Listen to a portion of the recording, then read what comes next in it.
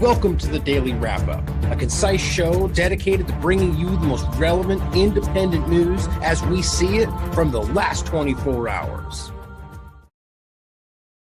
Saturday, December 14th, 2024. Thank you for joining me today. Going to get caught up on a few of these ongoing stories like the drone conversation that's been circulating. You might have heard my comments around other podcasts here and there.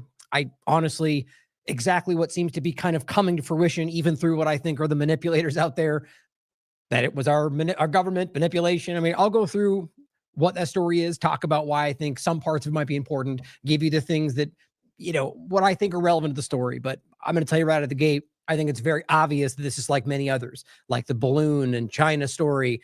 And you get these kind of grifting circles that kind of just evolve with the story, and it starts, we'll get into it. And I think that it's very important to recognize how obvious it is that these stories, even if entirely true, even if it is Iran, which I think is pretty obviously not the case based on 1,000 different reasons, that it's being used to deviate, to distract you from a lot of very obvious and important things that are happening in your world, in your country, in your life, in your county, and everywhere else in the world. We're also going to talk about some important conversational things that I mentioned the last show, I believe. One about glyphosate that I want to start with. We're going to start with some health-oriented conversation, but an important development, or really, I mean, it's like the rest of them, like fluoride and the other conversations we've had. It's always been there. The information is verifiable. Many different peer-reviewed studies. Today, they're not as of today, but over the last couple of weeks, there's a new study that yet again shows you exactly what I've talked about. And I want to make sure we just remember how important it is that it is a ubiquitous problem that your government is allowed to be created around you for their benefit at your expense. And it's only one example of a huge, huge field grouping of horrible things that are happening because of exactly like that. Dioxins are one of them. We're also going to talk about a development that I think is important in regard to puberty blockers. And it's actually, I mean, in fact, it's the same story in the context of how I just described that. Something, and not just us, but a lot of other people out there have been ringing this bell that they're dangerous. And I don't mean debatably, like hardcore, as clear as you could make it with the science that they're ignoring, that these things were hurting children dramatically. And most of you all know this already. My point, the story to start with, actually, I think, is the recent development in Britain where they've indefinitely banned them. But the story is that it took to this point. Now, there has been an emergency kind of pause, but even between when it was going on until that point, how it's possible we can be in a position where that happens. And I think we're all becoming very aware that this is the world we live in, at least currently, with the power structures the way they are, the COVID-19 illusion, the complete disregard and pretending like we don't recognize the obvious genocide or what Zionism and Israel really are. And a lot of the Republican left-right paradigm that's going on, Republican being the leading point of it right now, that are constantly trying to manipulate what you see around these things. That's what stops us from being able to see any real change in these conversations. Now, another quick point to mention about an article Derek wrote about fluoride that I think is important, and a couple other health points I think are relevant to talk about. Then we're going to get into the conversation of the drones, as I mentioned, and break that down for you. And we're going to talk about the Technocratic, a very interesting, there's actually one clip that made me put this together today, this segment. We've talked a lot about the technocracy. I hope, hopefully, every day, more and more people hopefully are talking about this category, this topic, because of how transparently it is coming to fruition. It is stepping out of the shadows, if you will. We're going to talk about a clip of Teal from a while ago that kind of breaks down what I think is happening. As I think the direct quote from the clip is that technology is simply an alternative to politics. It's more accurate than you may realize with how it's being applied today, and maybe always has been the case. And maybe not just any form of technology, but using technological avenues to circumvent politics. Like Prospera in Honduras and other ways that we've talked about this. And so I'm going to use that clip to break something down for you and elaborate further on that overarching point. And then we're going to get into some general conversation about Israel and Gaza. And if we have time, depending on how we go through this, I'm going to go into more in-depth conversation around Syria. We recently had an interview with Vanessa Beeley, which I'll include in the show notes. It was number 2. We followed up with her since the Syrian, I guess, erasure of Syria, which is ultimately what's happening. And we talked to her like the day that was really kicking off for the most part. And then wouldn't be the day on the 1st of December. And then we talked to her day before yesterday for an interview to follow up on that. Really important stuff for you guys to hear. But if I have time today, depending on how fast we go through the first part of it, I want to go through like a more in-depth on some of the things we talked about. If not today, that part of this conversation will be had most likely tomorrow. And that's as an important thing to continue to follow up on, because I think the Syria dynamic has always been very important, as I think our rulers have shown us, but will continue to become more increasingly relevant in the conversation of the Middle East and Israel's agenda, greater Israel, and even how this plays out between NATO allies and Turkey, United States, with Israel's fingers in everything, and whether or not there's a continuing dynamic of Putin and Assad and what happens there. Because I still feel there's a relevant point to make about whether or not there's some kind of a larger plan here. And I'll hold off on that for those that aren't familiar with the larger conversation. It won't make much sense to start. But when we get into that, I'm going to go into that point about whether or not there's more that, I guess really quickly, the bottom line was about whether one of the possibilities being that Syria was essentially given strategically, because again, we're all trying to make sense of how that all went down. No resistance. And of course, one of the obvious ones is that groups like Iran and Russia sold out Assad, but then why wouldn't he have spoken up, assuming he's alive? There's so much up in the air right now. But to me, really does speak to the nature of the way things are right now, and possibly to the COVID-19 awareness we got momentarily of how lockstep all of them were. It's always important to consider that, I don't think we ever really have a full picture. We like to pretend we do in a lot of cases. And some of these grifting pundits around the drone story will love to always tell you that they know, even though what they know changes day by day by day by day. Now, my point is we always can consider the information at hand, but we don't, it's as if we talk about something today and go, here's the absolute 100% true. And then tomorrow it's the same story, but now it's changed. And that's not the truth. But now today, here's the absolute proven truth. And every day that you'll see that through the drone story, where people are saying that we know this, we know that, or here's everything we know is happening, and it changes every day by day. Now, I want to start with a point about quickly about just places you guys can support us, because you guys know I rarely get into this, and I just honestly hate even having to care about and talk about it. But the point is, we can't exist without your support. So I wanted to make another point to reference, as I did yesterday. The main point, or day before yesterday, is that I'm leaning into BitChute, because they're supporting TLAV now. And so I really want to ultimately support them in every way, because I believe that they're a free speech platform more than anybody else out there. And on top of that, Odyssey, or rather just one of, because you guys can debate whether you think one versus the other, but I think it's pretty clear BitChute has had the strongest defense of any speech, which is a very hard line to draw in the sand today. So I'm good on them for doing so. Odyssey as well, though, has a really clear track record of leaning in and protecting free speech. And so I wanted to give you their example on our website, or either on Odyssey. If you want to support TLAV, maybe you don't know that, there are many tiers where you can support from $1 to $100 a month. And again, monthly is where this really needs to get for any of us in the independent media. The individual donations are absolutely monumental. But the point is that the best thing you can do for anybody in this field is to give them $1 or a recurring amount a month that you won't even notice, and get everyone to do that. Right? It's amazing how impactful that can be. But so here are the tiers on there. You can check it out if you'd like to support us on that platform. And there's also locals, by the way. If you don't know, we have the local TLAV set up on here, which is locals.com. Or actually, the page on here is thelastamericanvagabond.locals.com. And the same thing. You can sign up for tiers and support this. But, whatever you think about the individual platforms, it's for you to decide. The best thing to do is just to send us something in the mail. And even if that's just kind words of encouragement, you don't know how far that goes. Now, let's start with this conversation, because it really does. Of all these things, man, this story is really ridiculous. It's really harsh, because the more I went through this story, as you guys know, if you watch this channel, it's just horrifying. I mean, I guess no more horrifying than Trump and Biden, whoever else, being okay giving deadly shots to your children, right? I mean, it's the same dynamic, really. This just was such a grotesque story. And of course, it very grossly overlapped with some very disgusting topics, or sexual perversion. And this is not hypothetical. We went through this scientifically the entire time, using peer-reviewed science for almost everything we talked about. And one of the main things was the weird overlap of these very disgusting sexual proclivities. And these are covered by peer-reviewed journals.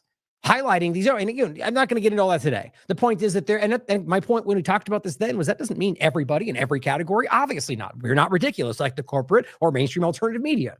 The point, though, is that there was an overlap, however large, and that was important for anybody to know about. And they were hiding that from you. Now, that's a whole, if you want to get into the full topic, just search for any of these tags on TLAV or elsewhere.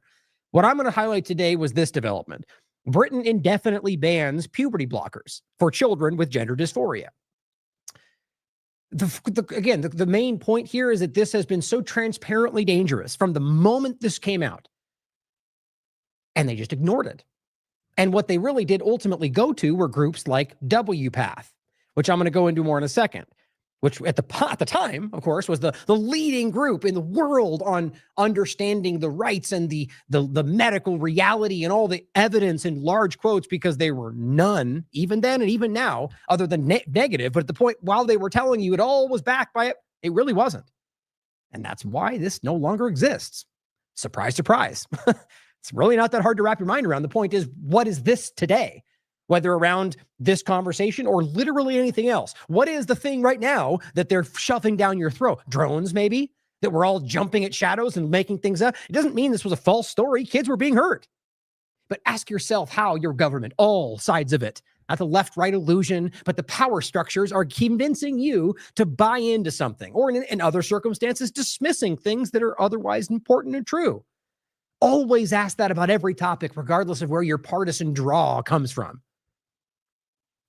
So we're going to get into the information around this, and I want to make a point about WPATH in particular, because we've talked about this a long time ago, and I use this point because of how clear this was all the way back then.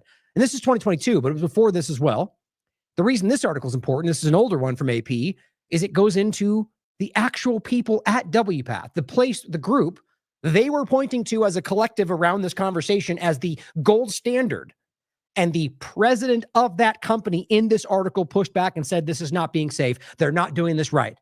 And guess what? It took until today, or rather, I'm trying to be kind of facetious, but it took until December 11th, 2024. What is it? June, under 2 years, over a year and a half to ultimately end up doing what we all knew was the reality. That these are hurting people and they shouldn't use them. So my point, first of all, and for all of these conversations, is why did it take that long? Now, yes, obviously political agendas. Now, of course, from the Republican mind of the two-party illusion side of this, they're going to say it's because the Democrats. Now, yes, there's a valid point to be made about a political side who much more so drove this illusion. And that's fair, period. But the reality we need to understand is that these are very rarely about the Democrats trying to surreptitiously drive in an agenda that the Republicans are fighting. Because ask yourself how that even makes sense. In what context? Are we pretending the DNC? Because the only way you could represent that, or some other leading group has an agenda to benefit from that. And yeah, maybe most likely they're all benefiting in some ways. But then why would that exclude the Republicans? Because of an ideological difference they want you to think, which ultimately breaks down to good guy, bad guy. And that's just childishly naive, especially as you can show how often these people dance back and forth in all of these conversations, or pretend to care about one and not the other. Or, for example, if you want to make it about what it obviously connects to in the conversation of the direction of all of this, whether it's the United Nations or all the things we've cut, the World Economic Forum and all of this, you can clearly point out that there's far less engagement on this topic, or when it was, driving forward as the rights we're supposed to support from the right. However, you could also show an endless amount of ways that the right side of the conversation was supporting the same outcome this was driving to from a very different point. Now, whether you want to make that about transhumanism or just being able to manipulate your children, are we going to pretend that that's only unique to the Democrats? Again, if you're shaking your head yes, you are lost in this conversation, because there is an endless amount of ways far beyond the transgender conversation that both sides of the paradigm are actively trying to use to manipulate everything about your life, your children, their education, the future, your IDs, on and on and on.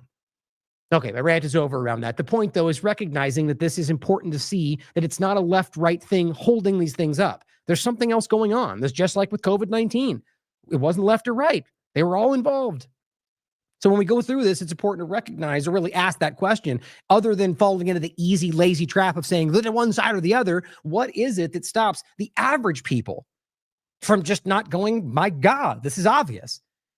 Look at the peer-reviewed study the TLAV just showed. Clearly, they knew this was hurting children 7 years ago. Why are they saying it's not? Why are they screaming that it's safe and you're a dangerous racist for saying that it might hurt them?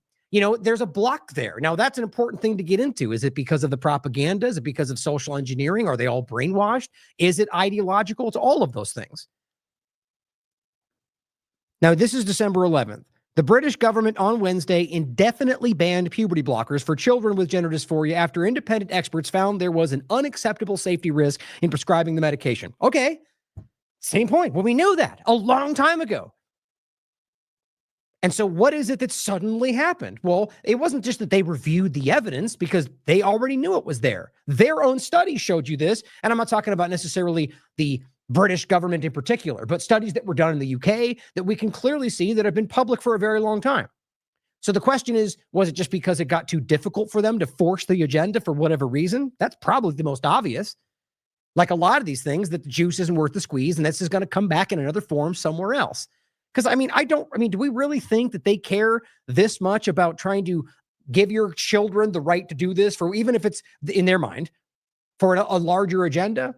I mean, it just seems like we get super hypothetical. My point would be being objective about this and logical. There's plenty of other ways that are actively going on that are driving your children,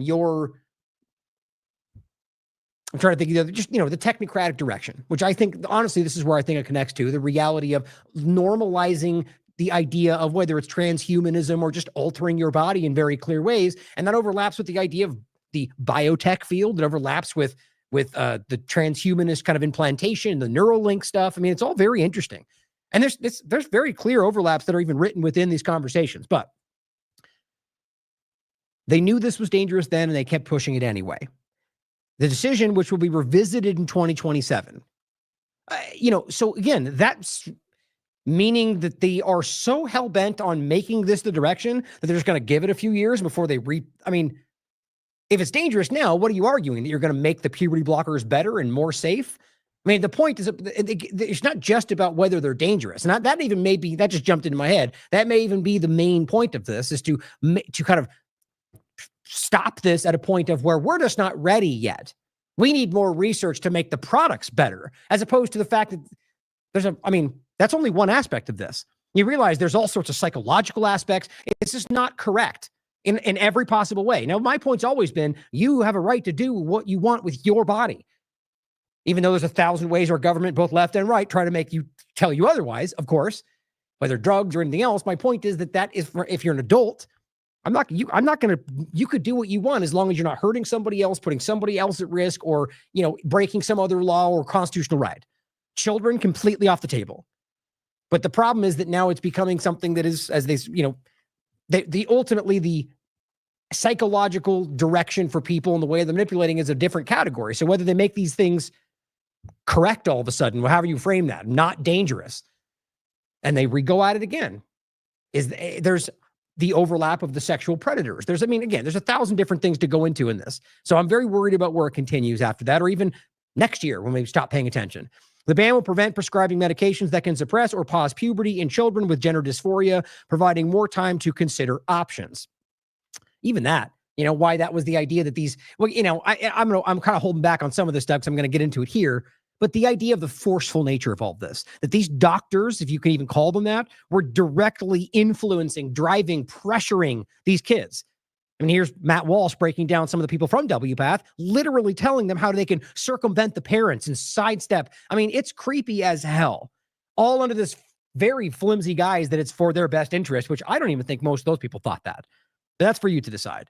It says the announcement comes after a judge this summer upheld an emergency ban in a ruling that said the treatment was potentially harmful. So all it comes down to is one person who just has the courage to do what they see is right. Or, maybe not. Maybe my point is that's how it would appear, is if finally just one person says, you know what, can't allow this, which then it will be reviewed and changed. I mean, we know how the system works, but it says the ban does not apply to those already receiving them. So this is the point as well.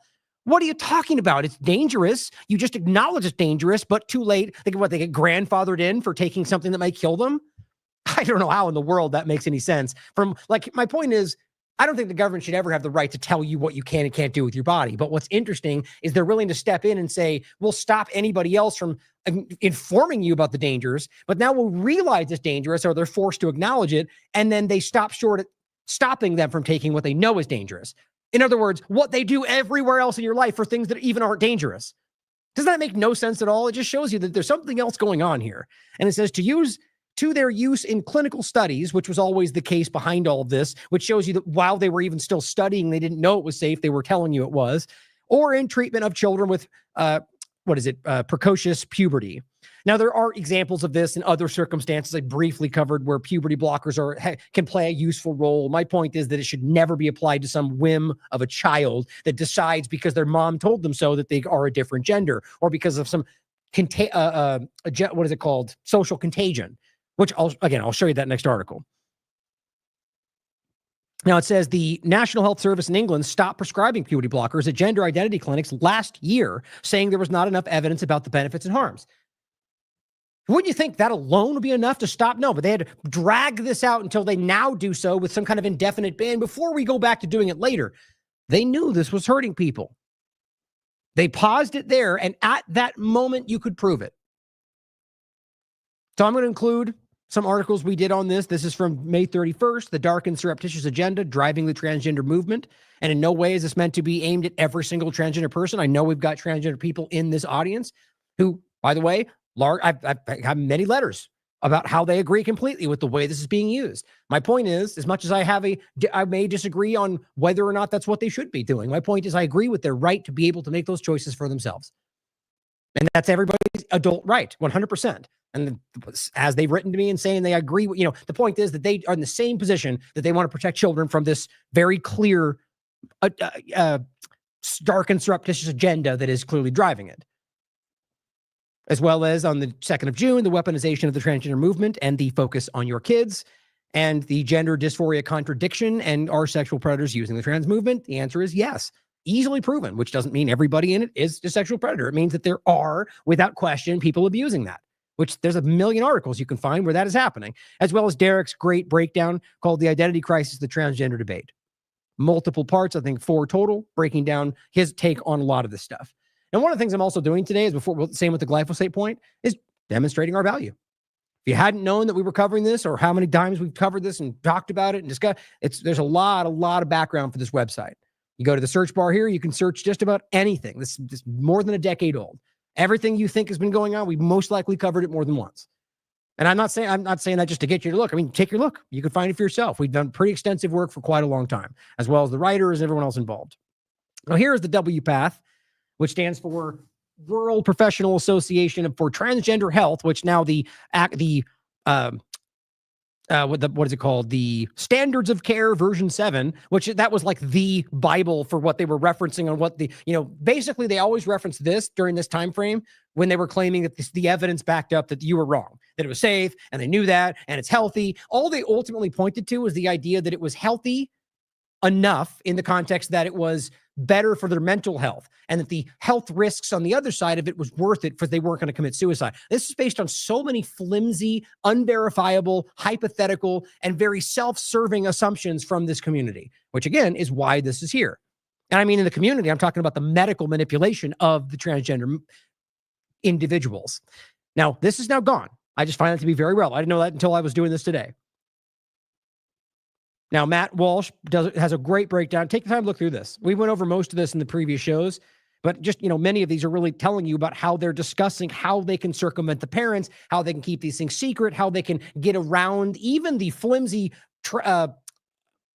infrastructure they had in place. Where, they were supposed to get this assignment, they're supposed to get these things proven from the kid, and they're going, if they say it, just give it to them. Like, that's basically how this was going, which was exactly the point. And here is why, this is entitled, Trans Kids Treatment Can Start Younger, New Guidelines Say. Now, that are the guidelines that are no longer there. That's the WPATH guidelines.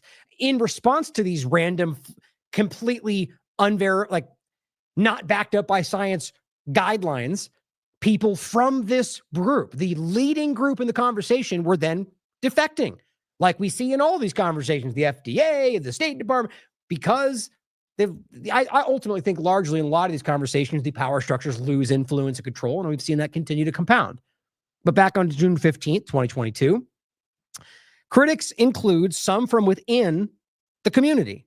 Some say critics are too quick, or clinics are too quick to offer irreversible treatment to kids. And if you remember, that's the reality. These things were irreversible. They do make you sterile. These are all verifiable points. They even brought it up in a WPATH meeting where they discussed that these things will make you sterile, but that's the choice of the kids to make. Well, guess what? The community was telling them that wasn't the case. All this is the reason this is how dragged its feet into now an indefinite ban, at least in UK. In the United States, they're still allowing this in plenty of places. In some places that are not Democrat run, by the way.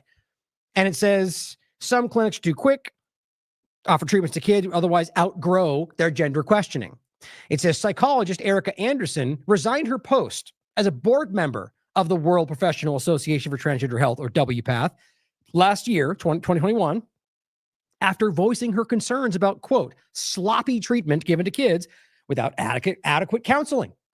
Now, this is being driven a lot by people, I think, that ended up in these positions who were trans themselves, who were more driven by an ideological bent to make this normal.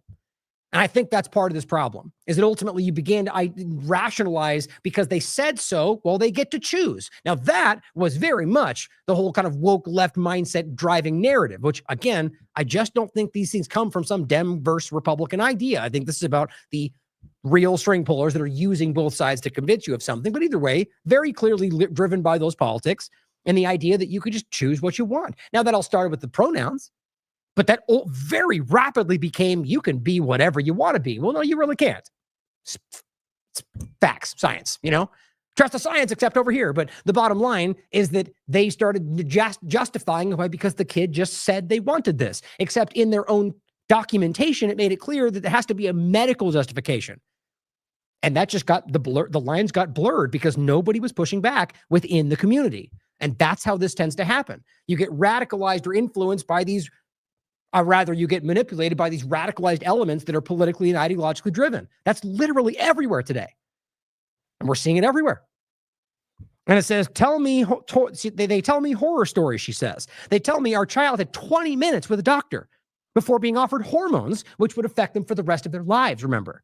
The parents leave with their hair on fire and realize they're sitting down with the doctor for 20 minutes saying, well, I like these toys and I like to grow my hair out. And well, here you go, take these medications. And if you think that's not what's been happening, my God, you're out of this is transparent.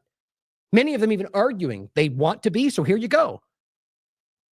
Now, even those people were doing that under the guise that they weren't dangerous because they were being lied to. This is how crazy it got. Now, Dr. Marcy Bowers, who was the president of this group, the transgender health group's president-elect, also raised concerns. Think about how wild that is. But she acknowledged the frustration of people who had been forced to jump through arbitrary hoops and barriers to get treatment before this, which, of course, you could argue that. But see, that's how this works. Now, there was somebody you argue absolutely needed this, which I think that's a very hard thing to verify today with how loose this got. But the point is they were ultimately being lazy with it. Hasty treatments that she actually left the group because she was upset with how hasty it was being or how hastily they were using the treatment. There's also a pediatrician who made the same point. Now, just think about how crazy it is that you have a psychologist, the president of the company, and a pediatrician who are all going, this is wrong and dangerous. And 2022, and now it's 2024, and the U.S. has still allowed this to continue. Dr. Julia Mason, pediatrician, raised concerns about the increasing numbers of youngsters who are getting treatment, said too many in the field are jumping the gun. In medicine, the treatment has to be proven safe and effective before we can start recommending it. I guess you need to speak to Trump and Biden about the shots they gave because they don't know that. The blockers can weaken bones and start, if you're giving them too young, assign males at birth that might impair sexual function in adulthood, on and on and on. Wild, absolutely wild to me. This is where we are. So the end point is obvious that they dangerous. It was verifiable at the time. People like Matt Walsh, who was early on this story, made an amazing documentary that just completely destroyed it. Maybe with a little bit of, I guess it shouldn't even matter to me. Ultimately, he tends to do it in a way that's sort of like making fun of them, which I think in most cases they deserve to be made fun of, and at least in the context of the documentary. Some of the people I spoke to were just so clearly like being deceptive about it. Anyway, the point is, regardless, only reason I mention that is because Oftentimes that causes people who might otherwise benefit from the information, reject it because it's political. And that's part of this. We all do it though. The point nonetheless is that it was that clear. He did an amazing work on that. It showed it very clearly, broke it down with science. I mean, I relentlessly went through the peer-reviewed science and showed you this. And even to this day, it's still happening. That's where we are. Even though we can see a genocide, our government's ignoring it. Even though we're literally watching them invade a country and ethnically cleanse people inside, despite the same arguments being applied to Russia as genocide, nobody cares, right? Despite dioxin poisoning and glyphosate and God knows what else it just continues. Now, this is something we need to point to, not being distracted by some new cat toy, otherwise drones and stories around it. Even if they are genuine stories, that can't be the focal point of our conversation because of how much is very real in front of us in every moment that we're living through. I just can't stress that enough. It's so clear how this keeps happening. And it's the partisan field that is allowing it to happen. Quite frankly, I think it's because they are benefiting from it. But another example, glyphosate. Gary Ruskin shared this study. And actually, Priest is the one that tagged me in it. Thank you for that. And she writes, associations of chronic liver disease and liver cancer with glyphosate and its did I misread that last time? Metabolites. I thought that said something else when I quickly read it earlier. A substance formed in or a necessity for metabolism. Metabolites. And its metabolites in Thailand. Quote, these results raise concerns about the potential role of glyphosate in chronic liver disease and liver cancer risk. Now I'll give you a bunch of articles we've covered on this to make sure you see the breadth of it. Go through all of it if you can. The point though is that actually one that I want to show quickly. Let me jump to it real fast. I'll just briefly show you all these when we get to it. I'm sure I picked it up. There it is. Stephanie Seneff, PhD, Denny Rancourt, who, by the way, I just scheduled for another interview coming up soon to revisit the conversation of whether COVID ever existed at all, as well as James Corbett. We have him coming up in a couple of weeks for Syria, or less than that even. But anyway, the point is that Denny Rancourt and Stephanie Seneff we had a three-way interview around this, or rather round table. Glyphosate, mRNA, and spike proteins destroy your body. And she very clearly laid out the reality that glyphosate basically primes your body to be affected specifically for the COVID-19 shot. So it certainly could just be synergistic by coincidence. Kind of hard to feel that way. But overall, the point is that we have to start asking if more of this, which I don't have to stress for you guys, probably all on the same page already, not that you blindly assume it's the case, but that you're willing to ask whether this could be connected. Whether all of it is, whether the transgender manipulation was all about normalizing this or that for the next step, we should ask that. And it doesn't always have to mean that it was manufactured from whole cloth for that point. That's why I'm saying that about the drones. They use very real stories in order to manipulate you, which is it's almost more manipulative because especially today, and largely from kind of the Republican side of this, we've reverted back to if they say it, the opposite is true. Not every conservative, obviously, but clearly the team sport politics side, because it seems to be this running. Honestly, I think it's knowingly doing that because it's easy to lean into certain narratives that benefit them.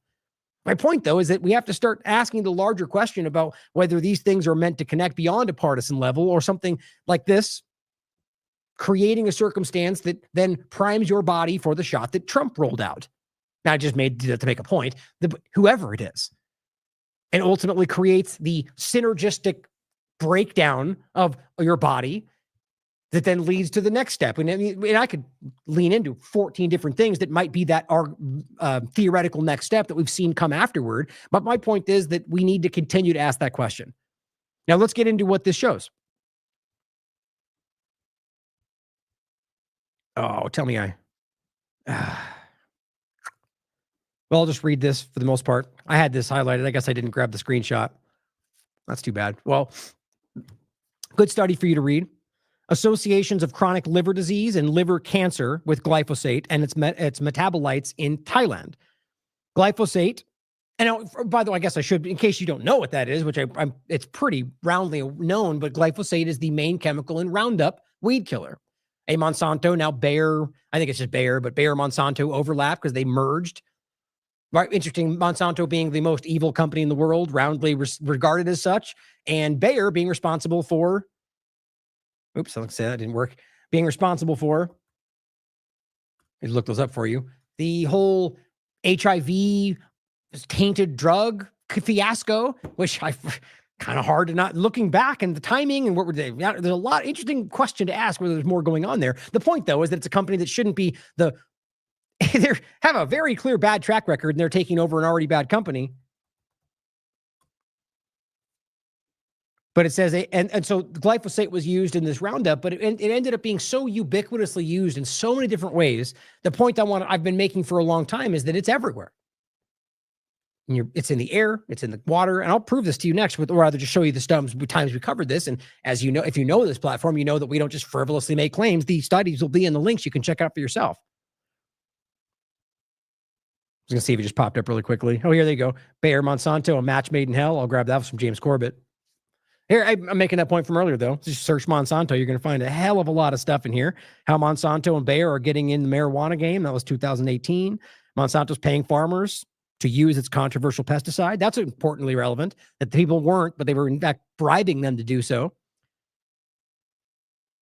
I was just trying to find the most evil. Here, I'll just do that, and then I'll leave it there. There's a good breakdown article in here. Gosh, can't type right now. There we go. So that got used pretty ubiquitously. And on top of that, it was this overlapping conversation with like the whole patenting of seeds and all how this all overlapped. The bottom line was they created a patent seed that would not be affected by some of the things they were using. Except the problem was that these things then the wind would blow them into other fields, and all of a sudden they would overlap. And and this is not a joke. They would come in and say, "We own your field now. We tested some of your product, and it's our patented seed." Think about how was that even possible? And sure enough, people lost their entire farms because, I mean, you could argue they literally just went and threw seed in their field, and they could have done that and gotten away with it. That actually happened. There we go. Look up a documentary. I think, oh, now I'm going to forget it. Shoot. I'm forgetting the name of it. God, it's so funny how you lose these things over time. Couple years ago, this immediately wouldn't jump. There's a great documentary. I think, Food Inc. I think is what it's called. Food Inc. Tell me in the chat if I'm wrong on that. Now, here's this one. The Complete History of Monsanto, the world's most evil corporation. I'll include those for you. Now, let's go into the study itself. A systemic herbicide is used globally. 825 million kilograms a year in 750 formulations. And that's the start of the study. Guys, it's way worse than even just where it's used. The International Agency for Research on Cancer classified glyphosate as a probable human carcinogen. Isn't it funny how it just gets forever left as a probable, despite how very clear it is? And the only studies that ever really pushed back on that were Monsanto funded. Surprise, surprise. But epidemiological studies have been lacking for its association with liver cancer, chronic liver disease, which is where that would be most obvious in the context of your body getting rid of toxins. It says we analyzed urine specimens from 591 patients with newly diagnosed liver cancer, chronic liver cancer, and healthy individuals from 5 different medical centers between 2011 and 2016. So think about that. This is not even new information. God only knows how much worse it is today. Gas chromatography, I can't even say these words today, electroscopy, ionization, mass spectrometry, and was used to quantify glyphosate and its metabolites. And it's saying let's jump into the case, all these technological words, or rather scientific words in here. Patients, scientifically higher levels of glyphosate were found in the patients compared to the ones that were the controls. Very easy. But remember, I had this highlighted, so I'm trying to skim through right now. While significantly elevated levels of both of what they were testing for were found in both the kinds of patients with cancer compared to the hospital controls. Glyphosate and its metabolites were also detected at low to moderately high levels in convenience samples of food products and drinking water. It's exactly what I've been trying to tell everybody. These results raise concerns about the potential role of glyphosate in chronic liver cancer, liver disease and liver cancer. But it also should very clearly freak you out that they're finding it in just random samples of food and water, because that's the whole problem. Let's get to a point to where they start proving that's causing these cancers. Who the hell are you going to sue? Like, you realize Monsanto's already settled a lot of these cases where they kind of enshrined that there was, they've built a kind of a wall of legislation, or rather legal rulings, or whatever you want to call it, around themselves by these different, like the one with the was the janitor who claimed, which had a great case showing that he was riddled with cancer because he always used it. My point is that they, over the years, have used these rulings to sort of insulate themselves. And within them, having them sign certain things that make a ruling say certain. The bottom line is, if you were like with the dioxins, you go try to sue them right now for glyphosate, they're going to say, look, it's everywhere. It's literally in the clothes you're wearing. How are you going to blame me for that? Well, you ultimately could, but from a legal perspective, it's near impossible. And I think that's largely why these things happen.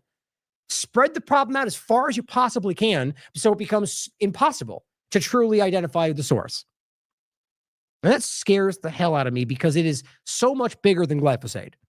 And again, whether this was done in order to use it for whatever's coming next or what just happened with COVID-19. As Stephanie Seneff, PhD, pointed out, that it's literally primed your body to have the worst outcome.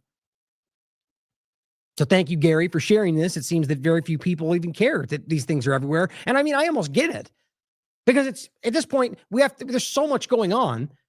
Why are you going to ultimately focus in on something that is literally, I mean, other than to try to find accountability, which I just explained is very difficult, even when it comes to, okay, what politicians allowed this? Well, everybody's looked the other way. Everybody's involved. So have fun.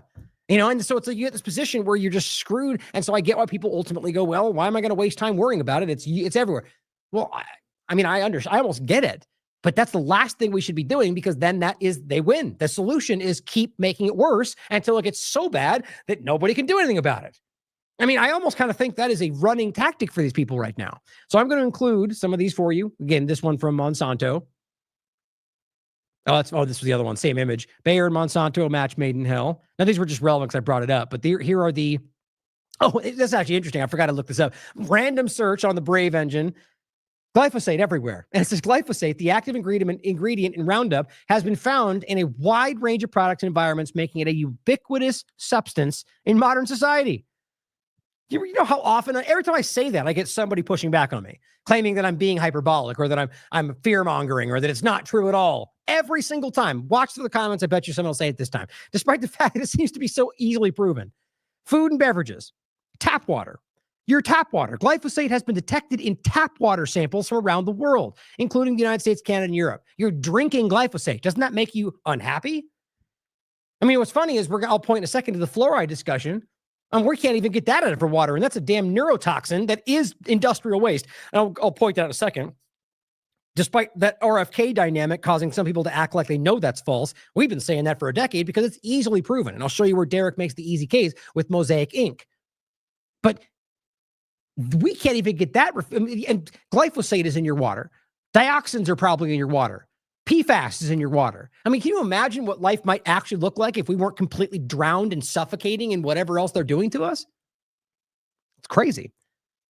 Fruits, vegetables. Many fruits and vegetables, as apples, carrots, lettuce, have tested positive for glyphosate residues. Oh, isn't that crazy? Despite how long they've been pushing back on that ever being possible. You know how many times over and how many different ways they tried to convince you that that was never, ever possible? Here we are. Governments, politicians, you name it. And here we are. Grains, cereals, glyphosate has been found in wheat, oats, other grains, as well as breakfast cereals, Cheerios, Ritz crackers, animal products. Glyphosate has been detected in animal feed, meats, dairies, products, eggs, beer, wine. Studies have found it in, I'll just go through, I'll finish this off. Soil samples, the air you're breathing, the water in general, urine in your urine. Biomonitoring studies have found glyphosate in human urine samples, with some studies reporting detection rates as high as 93%. 93% of the human species has glyphosate in their urine? Yeah, no big deal. My God. Glyphosate has been detected in human blood samples. And demonstrating our value. Going back to 2016, we were screaming about this. Gee, I wish we could have done something then. Maybe we wouldn't have had the same problem during all of this stuff. Monsanto weed killer found in 14 popular German beers. The point I make in this, these craft beer makers in Germany are crazy about their, the ingredients being very specific and very, these things come from generational creation. And now you can find glyphosate in them, which therefore ruins all of that. Now, just like the wine point I'll make next, most of them just go, well, everyone else has them, so let's just pretend like it's not there. But no, we shouldn't do that. But my point is they continue. They're not going to stop selling their beer. If it's literally everywhere, it becomes the air or the water you're using. It's just this ubiquitous problem. But that's the issue. They're no longer what they once were because now they all have glyphosate in them. Or organic wines in 2016 as well. Monsanto's glyphosate found in all wines tested, even the organic ones. So this means they're going out of their way to make organic wine, registered, certified, going through all the right, and yet they still have glyphosate, a dangerous pesticide in their wine, which makes it by default not organic. But guess what? They just said, who cares? Because it is everywhere. Therefore, we'll just ignore it. We're still going to pretend you're organic, which shows you the whole scam, not of just anything organic, but that is in the whole, by the way, you should know that, the conversation of how politicized it all is. There's plenty of stuff that comes from Mexico that's hardly organic, or plenty of other places because they have different regulations. The point is, because it's labeled organic does not therefore make it what you're looking for, or because it doesn't have a label does not therefore mean it's not the organic that I say it like that because, organic means exactly what it sounds like. It's actual, it's no outside, it's natural, it's fresh, there's no outside elements, pesticides, and that does exist. Plenty of people that live right near me grow things all the time. They're not certified as anything, but I know for a fact, outside of whatever environmental byproducts like this are there, which that's my point, they are actually organic. My point is, though, that they are labeling them still, even though they've actually scientifically proven that they're not, which shows you that they know and don't care. Monsanto's chemical glyphosate makes its way into 85% of peer-reviewed study finds of cotton products in 2016. God only knows. 100% today? Who knows? This one I think is incredible. 2016. A lot of this was being focused on then from us. This was entitled The Piss Test Heard Round the World. That's what I called it. 150 European Parliament members to test their urine for glyphosate. Now, as I talked about it then, the point was sort of a way to go, look, it's, I doubt, like almost like a pushback. Some of them for the point to make this called out, right? But some of them are, guess what? Spoiler alert, every single one of them had glyphosate in their urine, like we just showed you, because it's everywhere. Weed-killing carcinogen glyphosate found in children's foods, 2018. Another shocking study, one after another, finds glyphosate in child vaccines. Now, you could argue that's because it's so ubiquitous that it ends up in just random elements that go into these, or you could argue that it was done by design. Both would make sense.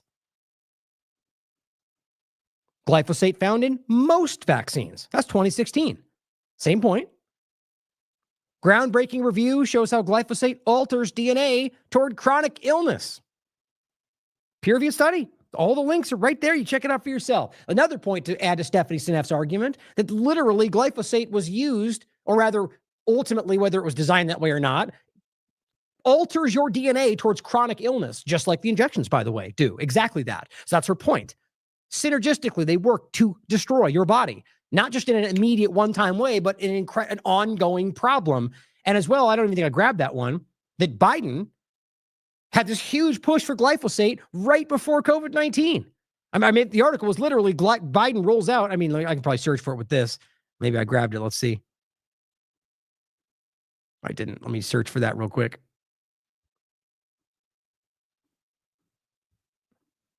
Just so I include it for you. Because the timing of it's very important.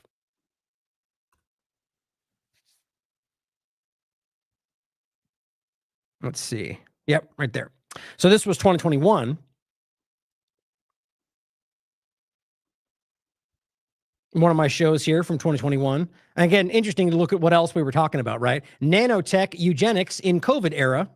Biden sprays glyphosate that alters DNA toward chronic illness. Now, that's the point, is there was a quite a large publicized point about it right before. Well, I guess not necessarily before, it was 2021, but the context was during this time frame where they were giving people things that were destroying their immune system. And it seems pretty, because the problem, I guess the argument I was making then was, is it possible this was done in order to create more appearance of illness? Well, Denny Rancourt and I can talk about that when the time comes. Monsanto's glyphosate, with another peer-reviewed study, linked to major ocean coral reef die-offs. Well, just like the cancers and all the other things they were showing, the companies spend billions of dollars and push back, and nothing ever changes. They've dragged their feet, like with dioxin and whatever else. right? The 1995 CNN article I've shown you many times where they're literally going, this stuff is killing people. It's dangerous. It's in your food in 1995. And then the chlorine companies go, whoa, wait a minute. You can't just remove all of them. You have to test each one individually. And they go, okay. And then never did that. And here we are, worse than ever. Study shows how glyphosate and aluminum can operate synergistically to destroy human brain. So there you go. We have aluminum in injections, and then you've got glyphosate in every one of them, and all of a sudden they're synergistically working to destroy your brain. These are peer-reviewed studies. Check this out. This is from the source here. I'll bring these up for you. Now make sure you go through these all yourself. This is Dr. Chris Shaw, Aluminum in the Body, One More Girl excerpts. Now that's just for the quote, but the studies and everything else is linked in there. Every one of these are peer-reviewed studies. What basically seems to have happened, he reads, aluminum was not bioavailable traditionally in the world's biodata until the Industrial Revolution. And so it just had no place in any biochemical reaction that was normal. And where it does occur now, because we are increasingly surrounded by it, we live in what's called the age of aluminum. It shows up in so many products. Again, it's great stuff to make airplanes, computers out of, but it shows up in our food. It shows up in our water. It shows up in our air. It shows up in our medicines, including vaccines. Is that by design? Is it accident? I find it really hard to believe that would be by accident. It shows up in our anticides and various things we take into our bodies. Antacids. I thought I was going with like a pesticide thing. So we increasingly have this compound that is not part of any normal biochemical process on Earth for anything that now can only go in and do havoc, which is exactly what it does. It causes all kinds of unusual biochemical reactions in the body, including in the brain. And again, the point that brings us into the COVID idea is that these things were almost seem to be by design working together to destroy, with the spike protein, your body. And the mRNA, like this perfectly synergistic, perfect storm in your body. Now, again, to end that point, now thinking about the idea that glyphosate is just one example of that. That's been going on so transparently obvious for so long. And it ends where they kind of go, well, lobbying, where somebody in Congress goes, I don't know, that's, not real. Here's a study that shows that doesn't cause any cancer. And they label it a probable carcinogen. They swear they're going to do ongoing research, and we never hear it again. It just drifts into the background. And they're still spraying it, and it is increasingly everywhere. That's what we deal with. And you don't hear the partisans screaming about it. Here, murder by malfeasance, dioxin contamination, and the ongoing cover-up is the same story. Now, whether these are by design in order to make you sick for whatever reason, or just literal malfeasance where they don't care and are going, well, no one's kicking our door down, so keep doing it. Keep profiting. Keep using what you need to. Keep doing what you want because nobody's stopping us. Whatever it ultimately is, it's important to realize that these are everywhere. PFAS, dioxin. I mean, you could list off so many things that we know that we can prove that they know. I mean, just to make that point even more clear, I still can't believe how ridiculous this stuff is. This is an article that came out March of last year. And this is while we were talking about this in context of the East Palestine conversation, and people, the word PFAS or I guess it's technically acronym PFAS did not come up in any of the conversations, despite the fact that we could prove that it was relevant. And then weirdly, months later, they come out with a Today article that says exposure to PFAS or forever chemicals can reduce women's fertility by 40%. 40. Now, why didn't that record screech the whole thing? Why didn't we go, oh my God, immediately take action? No, because we float these things and we gasp and we just go back to our Walmart, McDonald's. Well, I'm making fun of the people that do that anyway. And that is terrifying to me. And study's just a study, but the point is, well before this, a lot of very educated, scientists, activists have been screaming about what we've been doing to ourselves with PFAS. By the way, PFAS very clearly overlaps with dioxins because it's an overlap of, in a lot of cases, plastics and chemicals that come through all these wastes that we use that we don't have to. Ask yourself whether that's by accident or something much more nefarious. Oh, here, I'll include that too. Now, we're going to quickly point out something Derek discussed about fluoride. He did a great article, by the way, as usual. With fluoride back in the news, Americans are once again being told to, quote, trust the science. And it says, why does the corporate media continue to fail so horribly when it comes to reporting on water fluoridation? I mean, same question to what we were just highlighting, right? Because they're not really there to keep you informed. If they ever were, which is a fair question, we live in a point right now where we have to be able to acknowledge not just one side of it, but both sides or all of it are there to keep you complacent, to manipulate you, to lie to you in just the right ways that you like in order to keep you fighting against the other side. And you get in this rat race, this hamster wheel that causes you to never reflect on who the actual culprit is. It's always your neighbor. It's always the guy on the border. It's always somebody else, as opposed to the government that has trapped you in this never-ending cycle of disease and suffering and illness. And it's right in front of you. So why does the corporate media do that? Both sides when it comes to what's important, whether it's Israel or anything else, because of that trap. Now, what I wanted to highlight in here about the industrial waste point, because I've called in the past the Alex Jones effect, or even in this case, like the Joe Rogan thing, which in no way is meant to argue, even though I do think this in some cases, that that's their choice. But really, that in Alex Jones' point, or whatever, Joe Rogan's a better example today, where he'll talk about things that are very clearly provable, but people, and this is not his fault, but it's because of people that have been, it's their responsibility, but it's part of an agenda that they rejected because Joe said it. That makes them stupid. That makes them willfully ignorant, even if it's false, for not doing their due diligence to find out that because he said it, partisan-wise, ideologically driven, I'm going to reflexively dismiss it. That happens with Alex all the time. And I got to be honest, a lot of times he's deceiving people, but there are times when he says things that are very true and people still reflexively dismiss it. I wonder if that's a designed dynamic. Again, whether they know it or not. Now, in this case, RFK Jr., same thing, where he comes out and he says something like, for example, during the ethnic bioweapon conversation, when they lost their minds. And literally like weeks before that, we had just covered that peer-reviewed study on the show that very clearly highlighted that there was an ethnic slant to whatever they claimed this was, COVID-19, which right there should make you question the whole thing.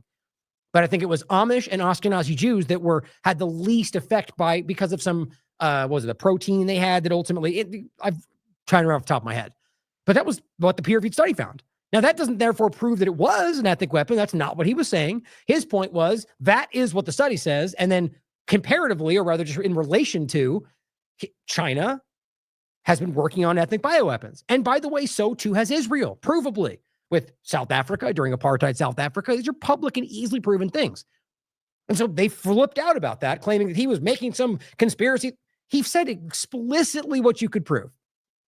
Now, that's not to say that I trust him in context of foreign policy in Israel, because I really clearly think he's being deceived or is deceiving with that conversation. That doesn't therefore make everything he's ever said false. That's a stupid thing to assume. So in this case, he has a very, very clear, I think, excellent track record when it comes to a lot of these medical freedom conversations. One of which he just mentioned was fluoride and the fact that it's industrial waste, because it is. It's amazing how these very fundamental realities can be so slanted by partisans and corporate media. In this case, as he writes, the New York Times, Scientific American, and many other corporate media outlets repeatedly claim that fluoride is safe and also dismiss the use of the term industrial waste to describe water fluoridation chemicals. Now, I want to be very, very clear about something before we get into the waste. Fluoride does not do anything positive for you. I'm tired of playing this game. Because it's a lot of these conversations, you get people that are kind of coming in the middle and say, well, we can point out that it is kind of dangerous. Even that's not kind of, it's just absolutely bad for you. But then but there's also benefits because it makes it easier for people to digest. Maybe that's by design. I still think that's dishonest. But I think there's people that believe it. Just really quickly, I'll point out, I personally, I know even people that are honest would disagree with this because maybe I'm wrong. I see it the same thing with the Assad conversation, where right now I don't think he is what people make him out to be. I think he's a government, or who knows what's going on, a representative of government. We shouldn't trust any of them. All of them are capable of doing what we're seeing today. But I think you can clearly prove that he was not the person. They made up everything. Even Vanessa Beeley broke down all the lies around that prison they were claiming, or the chemical weapons claims they've done every time have been debunked. So all these things they're making out. My simple point is I don't think he was this monster they made him out to be. So a lot of people today, because it's kind of an easy way to make that point, are saying, well, they're lying about all this happening, but he was also a repressive leader. I'm like, well, I don't think that's the truth. You see my point? So I think that's a lazy thing that happens a lot. So in this case, we have them kind of saying, well, fluoride can help you, but it's also being hurtful in this way.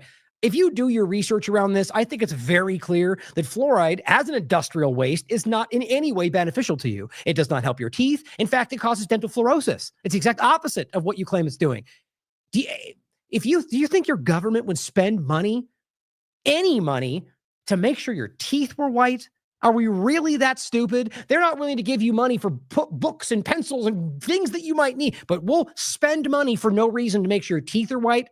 Because realize that's the only thing you can argue, and I don't even think that's actually verifiably true. On top of that, to argue that it improves your dental health is ridiculous. But I'll leave it there because it frustrates me that people make that point. But it says, however, if we take a look at the largest supplies of fluoridation chemicals, we'll find companies like Mosaic Inc., linked included, you can check it out, based in Tampa, Florida. Mosaic is the largest U.S. producer of potash and phosphate fertilizer. How does that connect, Ryan? Well, here it is. Fluoridation chemicals like hydrofluoric hydrofluosillic acid and byproducts of Mosaic's phosphate production. It is this chemical waste which the EPA recommends be added to municipal water supplies around the United States. Now, I'm sure somebody doesn't want to accept that as the reality. It's right here for you to look at for yourself. It is exactly what it is. It is, he writes, in fact, and quote, industrial waste, which companies like Mosaic Co. sell to cities and towns for millions of dollars rather than having to spend millions to dispose of the toxic substance. I mean, for crying out loud, they just ruled that it is a neurotoxin. Like, I don't know how we can even pretend this is beneficial, but I know most of you already know this. But this is where we end up.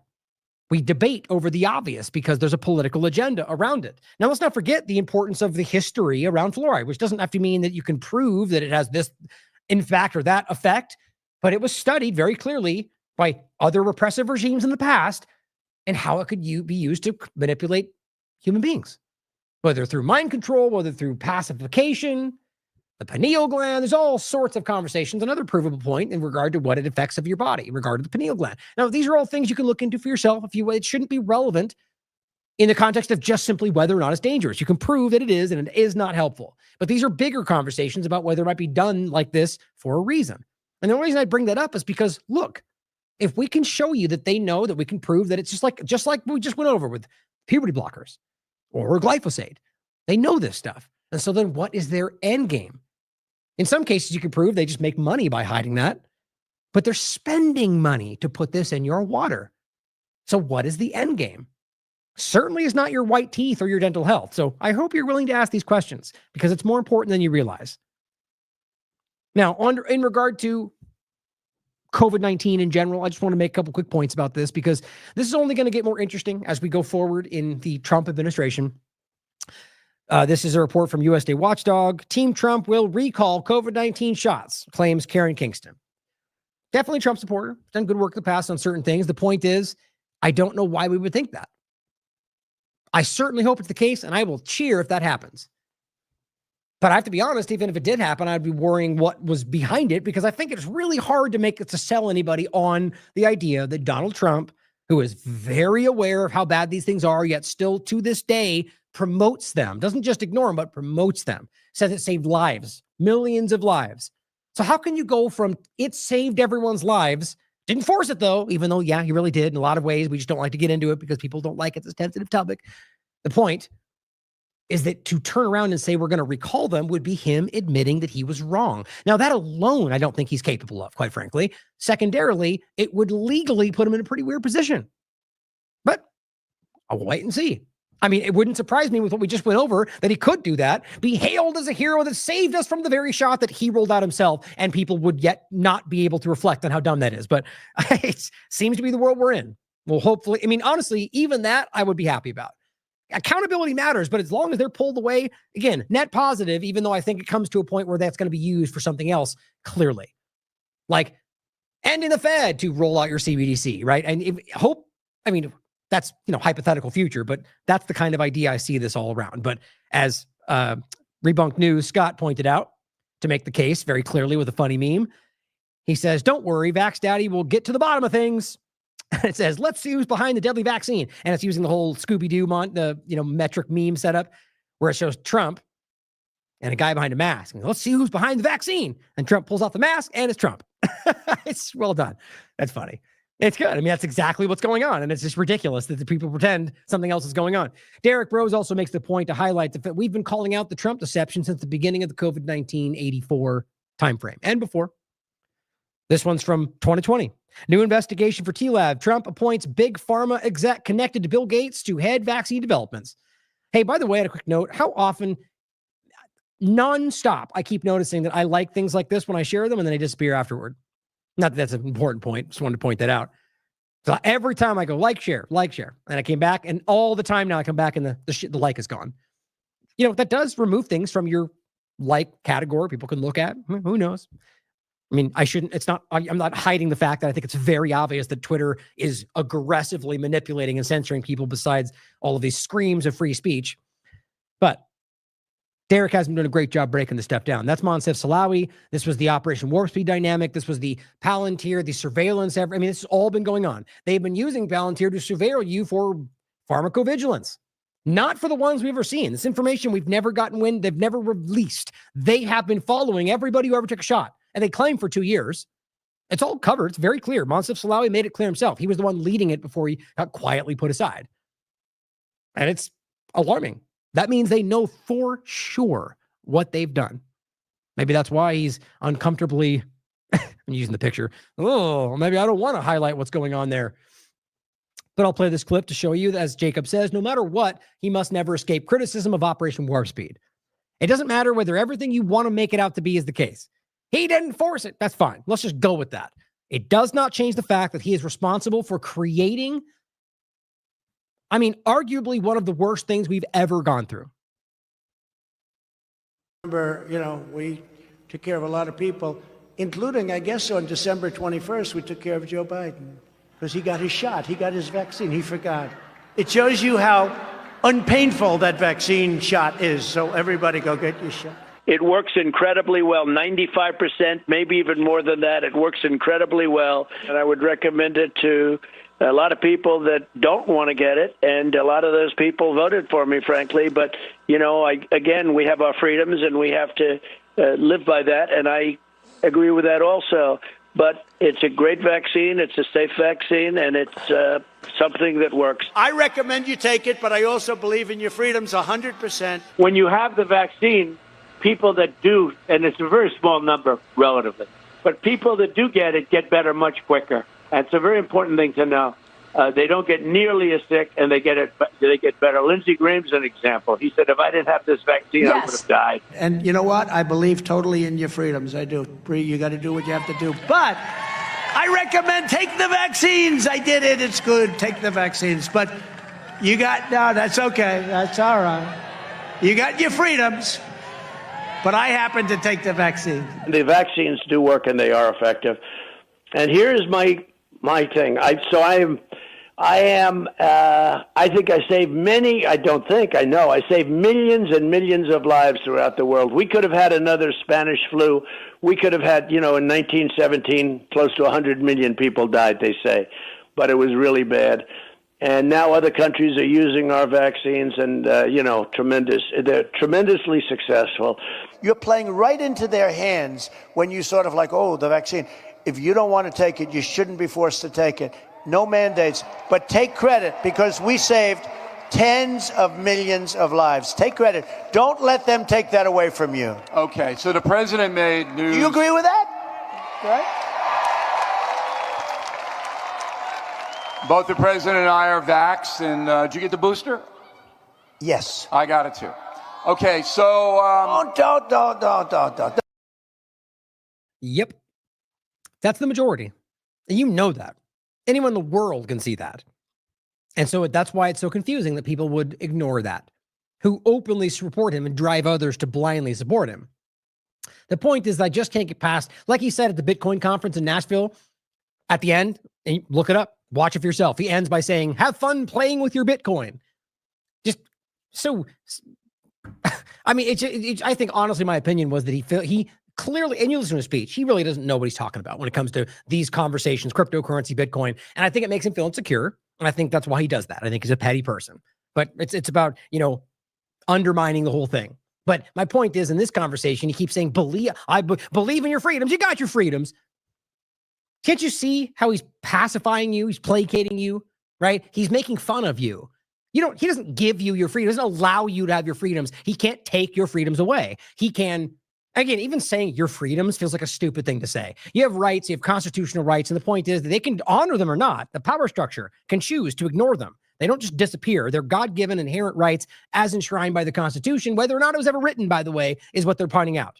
Whether or not it was ever written down, they're highlighting their inherent, always existing. And so the point is that when he says, believe in your freedoms, I believe in your freedoms, you've got your freedoms, it's very insulting. Because one, it shows you that either he doesn't understand it or he does and he's trying to manipulate you about it.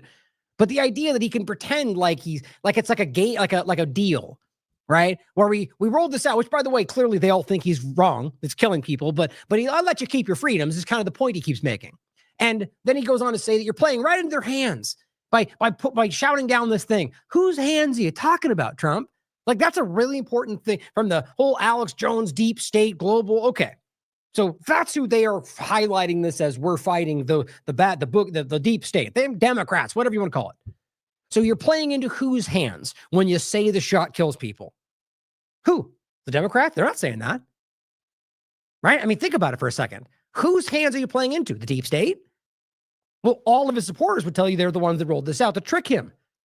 So you have to use your brain to recognize how clearly these people don't line up. They'll say whatever they want to say. But I'll make the point with the drone conversation. Every moment that goes, they're always jumping in and saying this, or it's going to do that, or shoot them all down. And then suddenly today, no, we know it's them. Or it evolves moment by moment. And nobody in the group who goes along with it has the courage to stand back and go, come on, you just said this 10 seconds ago. Well, okay, at the very least, I'm going to stop following along with your lurching assumptive points. Operation Warp Speed was deadly, and we all know that. It killed more people than I think we even understand at this point, and still continues to, and still to this very moment, he tells you to get it. That should terrify us, especially those of us that can see how many people are choosing to pretend that's not what's going on. Now, this is an interesting post. Alex Jones interviews David Martin, who we've interviewed before as well, and he says, new bioattack incoming. And he says, Dr. David Martin issues emergency warning. The biomedical deep state, who, in other words, it has openly announced their intention to derail the incoming Trump administration. Okay. Now, my honest opinion, you can watch this for yourself if you want, is that he's pretty egregiously misrepresenting David Martin's opinion.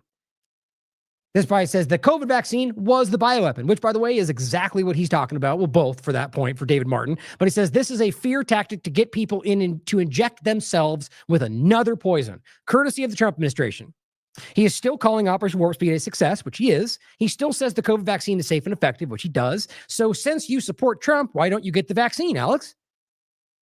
Some deep long-term move or whatever. The point is, even if you think it's some long ploy, you're still allowing children to be killed for a political gain. I make that point every time. But either way, the point is the new bioattack incoming. So I think the important thing to remember right now is if we're going to pinpoint what was the actual weapon, that is the injection.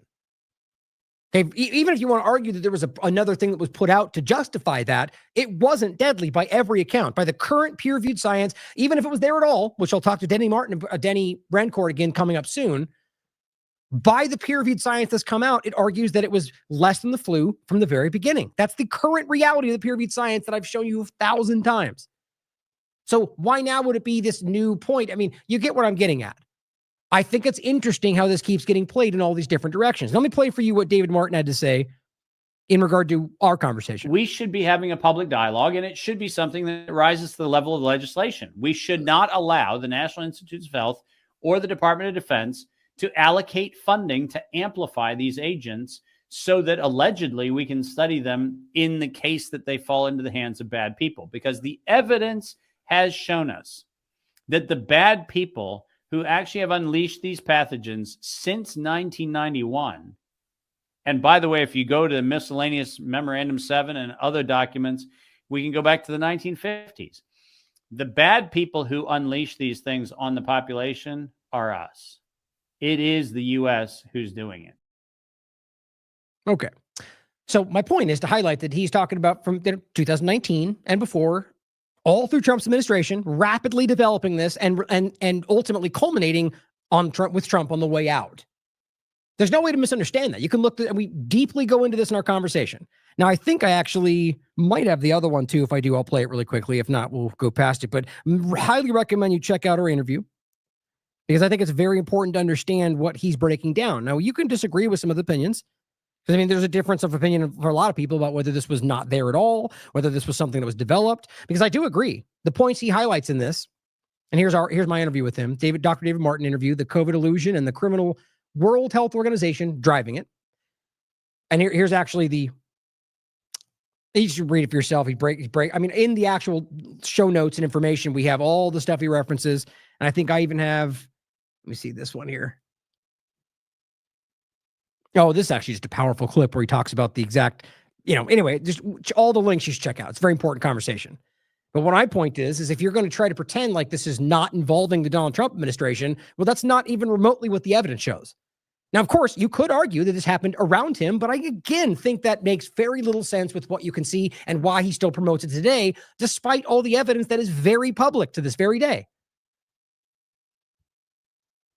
So I think this conversation is very partisan driven and about using what he's saying to benefit the idea that this will be done against Trump, despite the fact that if you want to make the argument, why did it get released before Biden's administration? I mean, these things certainly could be the case. And maybe there's just something that explains it that we don't see. But I find it very self-serving when you see things like this. Now, nothing more obvious like that than in this conversation. New Jersey drone invasion. Just in time for Congress to reauthorize Orwellian law. This is a good article. Now, what's interesting to me is that this conversation from day one, as most of you in the chat were pointing out, was obviously suspect. But that's not what you got from a lot of the partisans who are now on that same page. In the beginning, you got the very exactly what you'd expect. Iran, foreign policy, the bad guy, justifying Trump, the Vance and Trump and everybody beginning to position themselves against Iran. And already, which if we get to today, Netanyahu's already repositioning himself. He's already standing up and pointing at Iran right now. Because that was the plan, guys. And Israel, or rather the U.S. government, especially during Trump's administration, get ready for it coming up next again, has been fighting Israel's wars. That goes well before Trump's administration. This has been an ongoing thing for 30 years. More than that even. But the point is that I think it's important to highlight that a lot of these partisan, whether it's because of a larger agenda or it's because they want to get clicks and shares, that we're jumping into a story that rationalizes, and not just one side of left and right, because there's both sides. That's the point. The government has an interest in rationalizing war and rationalizing its belligerent actions that drive for the completion of their many agendas. But so up until this point, in my mind, it's been completely ridiculous and speculatory. And by the way, as I've talked about before, this is not a new story. I mean, I'll jump to this. This is October, and there's been, I think, more than one example before this. Unidentified drone swarms in U.S. military bases. Okay, so just right out of the gate, are we really going to pretend like this has been ongoing for months, if not a year, where we're pretending there's some kind of a foreign element happening and nobody's doing anything about it? It's as stupid as the Chinese balloon conversation, which, by the way, fizzled out just like this one will, I argue. Now, it says the series of drone sightings over New Jersey that began, what I was getting to is the point is that it, before that, had seemed to be pretty hype driven. And that's why it hasn't been something I thought was worthy of pointing to at this point. And now it seems like there is some level of development, which is still not provable, but it leads to an interesting point that I want to make, which is that this is now coming back around for the same people that were before calling it something else, now going, it looks like it's our government. But I'm willing to bet you anything, I can already point to it, is going, they're now going to use it to hurt Trump, which is exactly how this always keeps going. Now, obviously, in this case, I'm going to point to, I'll show you in a second. Now, it goes on to say that began in mid-November, even though I just pointed to one that was in October, has left residents and lawmakers spooked about the possibility of foreign adversaries breaching U.S. airspace. Now, it's important to highlight is right up to this moment, people in Congress are claiming, I mean, here again, jumping a little bit, here's even Fox News. New Jersey lawmaker urges Pentagon to bring them down. So it's interesting. The deviation from the partisan media side of it, I find very interesting. I'm not sure what we can read it how you like. But it goes on to say, while officials have attempted to reassure the public, some lawmakers have stoked fear, leading to widespread panic on social media with people interpreting anything moving in the night sky as potential drone, even commercial jets and stars. Which, again, it's not hard to highlight that this is a largely right now the Republican-driven, Twitter-esque kind of field of this conversation. No one's calling for censorship over here. They can just lie all they want. They can grift all they want. That's free speech. It's important to highlight that. It has been, it's not some partisan-driven point to highlight that's been cultivated on Twitter. That's not what I argue most conservatives are. And frankly, I think it's the opposite. But I think Elon is playing the role of creating exactly what they claimed it would be from a partisan illusion dynamic, right? Literally, it's like I pointed out with the red hat, vanilla ISIS point. Like, that's not because they were actually doing that. It's because they were driven, the government had an agenda to manufacture the thing that it's a good point to make. It's like the Zionism point, right? So they use the red hats and everything else to manufacture division within groups that wouldn't otherwise already have it.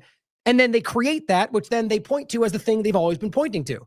Like, they literally create it. So in the case of Zionism, which more Jewish people in the world than ever are beginning to point this out, literally manufacture situations that are creating danger for Jewish people, and then point to that as the rationale on why they need to exist. Plenty of Jewish prominent people today are calling this out. Dan Cohen and I had an interview about this. It's very obvious to see. Does not mean that every Jewish person or even Israeli thinks that, but it's important to see how these things get used. And so in this case, I think that's quite obvious. And this is leading to widespread panic on social media with people interpreting anything moving in the night sky. And it says, days ago, the FBI and U.S. Homeland Security Department released a statement indicating, quote, we have no evidence at this time that the reporting drone sightings pose national security or public safety threat. So here's what's interesting. Like I was saying earlier. So now that comes, so this is earlier. The first things I was seeing about this, they were covering it up, right? They were hiding it because it's Iran and Biden, and I saw that everywhere right in the beginning. And so that's my point. The opposite is true. Well, it certainly could be, or it could be that it's nothing. They don't have any indication. My point is, I don't think these groups ever tell you the truth. Like, if they have any interest to keep it from you, they will. But sometimes, yes, sometimes there's just the truth comes out. That is reality. Like I think Caitlin Johnstone says, like on the corporate media, they tell you it's going to rain, it's probably going to rain that day. But when it comes to some story about Iran, maybe you should question it. But the point is question everything. But I think at this point, the reality was they're saying it's either that there was no reality that there was a risk, or that I think, which is more the case, is that they're hiding something that they're involved in, which does seem to be my earliest thoughts on it was more so something like that, just like the balloons. Whether it's because of a psychological operation to scare you about China, or because they were doing something and that got highlighted and they just pretended it was China, in this case, Iran. But it says the actual truck-sized drones, some say Iranian origin, were flying in some of the world's most restricted airspace. Now, also, this has gotten kind of conflated with just any, like I said, any light, but any just tiny drone. Well, I think we can all acknowledge how many drones are in existence today. Even in some cases like Silicon Valley, like literally delivering things. So let's be clear that got very, very rapidly conflated, and you're getting a lot of imagery about just random things in the sky. But we're talking about like military side, like large truck-sized drones. And it says, let's use, it's basically saying that if actual truck-sized, possibly Iranian drones were in restricted airspace, let's use some common sense, which it's nice to see Zero Hedge doing in the context of foreign policy. It says the Pentagon would have scrambled F-22s and F-35s on the East Coast almost immediately, which, okay, you could argue maybe they did, but then I think it's possible for them to deploy things like this without them being necessarily seen by the public. My point, though, would be that it would be on radar or something we would see and probably announced. The case is, it didn't seem to happen. And it says, since that hasn't happened, as far as we know, and I'm glad they said that, we can't help but be suspicious about the whole drone situation. Anybody logical would. Now, I'll make this point, and I'll come to some of these different developments of Trump saying shoot them down as well, is if Trump came out and said those are Iranian drones, without any evidence, I think you can assume what the different conversation would be, probably from Zero Hedge too. Just want to point that out. It says, additionally, no private satellite data shows that Iranian drone carriers are parked off the coast. In fact, these vessels are located 7,500 miles away. Sort of like the whole Bolton dynamic where they're like, a boat moved in their harbor, credible threat. And it turned out to just be a boat in the harbor. And they knew that, but they used that to kill Iranians and limpet mine fiascos they manufactured. It's what they do. But this is what's interesting. It goes, let's take a step back and review some of Elon Musk's tweets. September 30th, drone swarm battles are coming. That will boggle the mind. Now, I would actually agree with that, but I do find the timing interesting. I'm actually weirded out, sort of like the deep fake dynamic of why we haven't seen this more today. Like I've seen some terrifying videos of like just, I mean, I do think it takes larger technology to be able to coordinate them in a larger way, but just normal sized drones with, 1,000 of them in the sky. These things can carry payloads. I mean, it's wild to me that we haven't seen something larger, which almost in a way kind of indicates that this threat of terrorism that we're always hyping in these countries are not the way that we see them. As Vanessa pointed out in a recent interview, that these things were literally brought into the world by Zionism and the rest in the context that we know them today. Not that people never have acted in violence, but the way that we view these things, this constant threat of the boogeyman behind the black flag, we're being manipulated. So the point is that if those people existed, why wouldn't they have used these drones? There could be another answer. I thought it was an important point to make. It's our governments that are the ones that everyone's afraid of doing that to. That's the reality. But so again, the point is September 30th or any time before that, I agree that I think we're going to be blown away by whatever ends up happening. I'm willing to bet you that it's going to be done by groups like the UK, Israel, and the United States, potentially as a false flag, but will be their responsibility. My opinion. But then he goes on to say on September 29th, the day before, epic drone war is coming. January 5th, 2023. The drone wars are already a big deal, but we ain't seen nothing yet. So it's just interesting timing, right? So the point is that before this in 2023, he was hyping it, and then he kind of leaned closer, a few months ago. Epic drone wars coming. It does seem pretty interesting, the timing. And then they wrote, what did Elon know ahead of time? So if this is what we're talking about, and even as we'll get to in a minute, when even the partisan media now shifting into, it looks like it might be our government or the Space Force. So it's a positive thing. We don't know yet, but now it might be a negative thing because I'll get to it. It's kind of funny, moment to moment. We know this or now we know that. But I think what's interesting is that if Elon Musk was aware of this and they're even asking it on Zero Hedge, the hypothetical possibility, how would that connect with the story? It would, I think, if you recognize that Elon Musk, as you well know, is going to be overlapped with Space Force, and Trump's the one that created it. So ask yourself what this might be. Elon Musk just unveiled some new, gravity-defying plane thing, if that's even real. Let's not forget that all the things of before, he tends to roll them out before they're even ready because that gets momentum and funding going. And he lies. It's sort of like the space race conversation. That's how they work. The point is that ultimately, the connection between that rolling out and us seeing this and his tweets does seem pretty interesting. Even President-elect Trump wrote on Truth Social, can this really be happening without our government's knowledge? I don't think so. Let the public know. And now, otherwise, shoot them down. Okay. So can it really be happening? Well, he technically, this is so interesting to me, this ethics pledge thing, which I still don't think has technically happened, but now I'm starting to think it never will, which goes back to my terrifying point about who might be driving this administration, which I think we all know right now, and whether that is now never going to be seen definitively because they don't ever sign the pledges that demand that they reveal those things. I haven't gotten, if you don't know what I'm talking about, go back to my previous shows because it's horrifying to me. But my point is that he doesn't have access to the information that might unveil, which would be like the top secret ongoing. But in other contexts, he's over here allegedly making deals and stuff. It just doesn't make any sense to me how they're framing this. My point would be, though, that I find it hard to believe that he wouldn't be in the know in some way based off his connections to the military, but it's certainly possible. And it says, shoot them down. And it says, Fox News reporter Bill Melligan asked Musk on Twitter his thoughts. This was yesterday. And this is, funny how Alex's headline is, Elon Musk breaks his silence on the drone invasion, which is like right before that, you seem to suggest that it was something it wasn't. But he goes, any thoughts on what's with these drone sightings? And Elon says, alien spaceships controlled by Iran, obviously. Now, this is what I think is so interesting right now. Now, these tweets are not, I think, pretty objectively, just he's pointing out something he thinks is going to happen.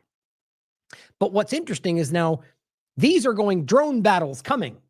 Epic drone wars on the way. It'll boggle your mind.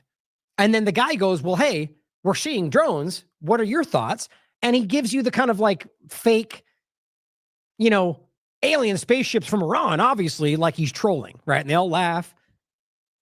See, and so what I think is funny about this is like, okay, the way that we keep seeing the partisan, especially his kind of circle, they act like it's like where we're always trolling if we look bad, right? So I'm selling you on a narrative, but the moment that starts to look like it's obvious or I'm caught or I'm embarrassed by it, it turns out you all got played and I was always joking. That's funny how that works out, right? Now, who knows if that's what's going on here or not? But I think it's funny that is that, the argument becomes that you all fell for his big long troll, even though it didn't really make that much sense and it wasn't even really funny. But instead of obviously he got caught or looked wrong, bad. You see what I'm saying? So I think it's interesting that there was very clear partisan push to argue it was Iran, or there was also the same conversation, which is always there. And it does seem to be kind of weirdly nonpartisan of whether they're UFOs, all of which were being floated and talked about on Twitter, which is good. Have the conversation. But in pointing this out, seems to sort of like in the moment it's happening, act like he's like, I don't even care.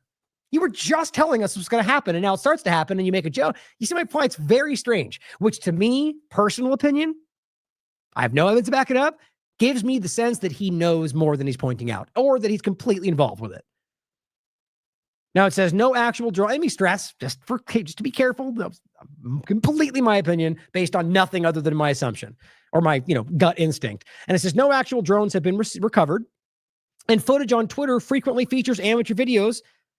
I'll add, by the way, from old times, from before this, from things that that always happens when these partisan-driven stories, or amateur videos simply mistaking drones for commercial aircraft, or for things that were not what they're claiming as something that was nefarious or a UFO. And it says, furthermore, as far as we know, the FFA has not closed large sections of airspace. So right there, the earliest point about Iran should have immediately been like, if it is Iran, then the U.S. wants it there. If it's not, then it's them and they're doing what they know they're doing. Like, it's just basic common sense. And that's not that we would assume we know that, but that's the most obviously logical outcome. And that was very quickly overstepped for people that were pushing partisan narratives of foreign policy. Now it gets into a lot of these tweets. That's a Night Watch Nate, who seems to be getting some pretty good attention lately. Good for him. Funny though, he still has very low followers. The reason I say that is he's commented on things in the past, and we've gone back and forth. And he's gotten shared by like David Icke and captioned by large accounts. It's funny though that I don't need to say it again. It's pretty obvious. I think that Twitter is stepping on plenty of accounts, but because if you look at his account, he's talking about things that I think aren't popular with the partisan narratives.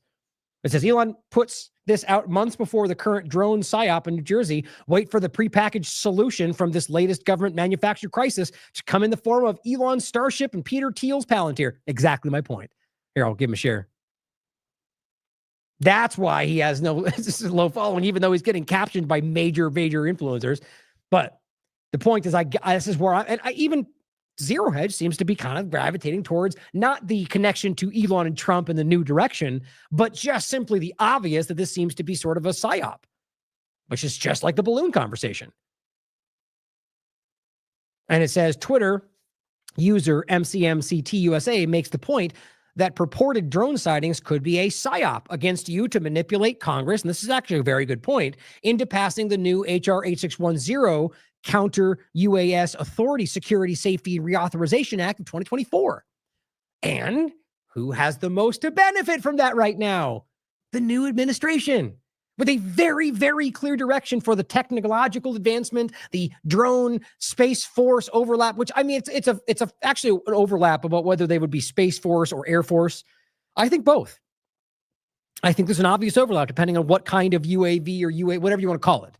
But either way, it's interesting to me that people can connect that dot and realize that you have very clear Trump-tied Republicans in Congress who are trying to, who are pushing this through, and this might be a way to get you to justify it and go along with it when it would benefit them.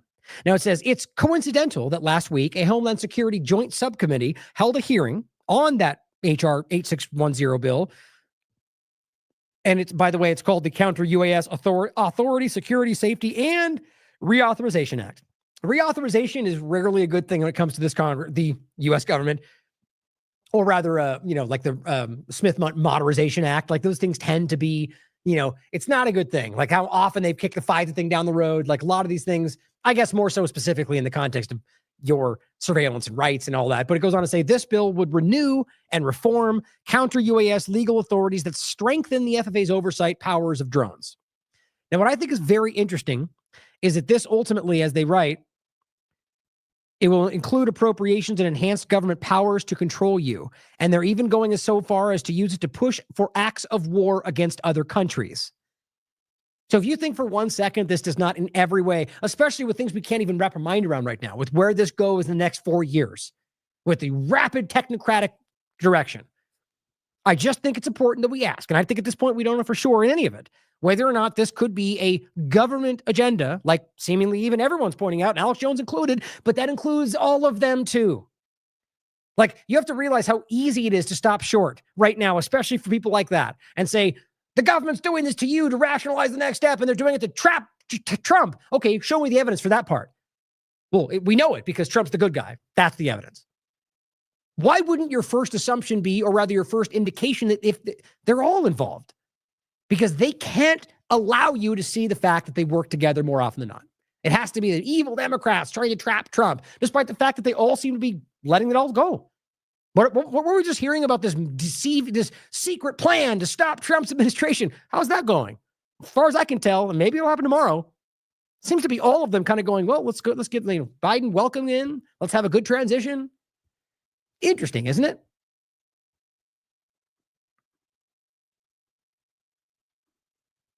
Now this, Jay Anderson simply says the same thing. What did Elon know? Drone swarm battles all coming our way. If that's even what's happening, by the way. Jason Bassler makes an excellent point that connects back to one of our articles. He says, you think mystery drones are sketchy? Wait until you hear about Project Starshield, which, by the way, is exactly what might need to fill the gap to stop the possible drone problem. And how Elon has partnered with the U.S. military and intelligence agencies, NRO specifically, but others, the National Reconnaissance Organization, which provides surveillance for everyone, including the NSA, to create a massive surveillance network of low-orbit satellites that are capable of rapidly locating targets almost anywhere on Earth. Article was entitled, quote, "You can't hide." That's a direct quote from the leader of this program for the NRO, who is currently partnered with Elon Musk's company to create, as he writes, Elon Musk and SpaceX are helping U.S. intelligence build the world's largest spy satellite network. And realize that's currently being contracted through the Biden administration. Oops. Don't try to work that one out because you can't fit it into your partisan model, okay? It's obvious what's going on. He continues by saying, read more from this article from Derek on TLAV. This person highlights a Bloomberg point that says 2023 September, Bloomberg reported that SpaceX had received its first contract from the U.S. Space Force to provide customized satellite communications for the military under SpaceX's new Starshield program. The move, Bloomberg noted, would extend Elon Musk's role as a defense contractor, which, by the way, in and of itself used to be something we all recognize was kind of a problem, except not in the current Trump-Elon technocratic overlay. It's like literally all of the bad things are good because it's there on their side. Same thing as before. You've got deep state, literal deep state monsters. You've got corporate, old Democrats. You've got military contract. What was the other part? You got technocrats, oligarchs for Israel.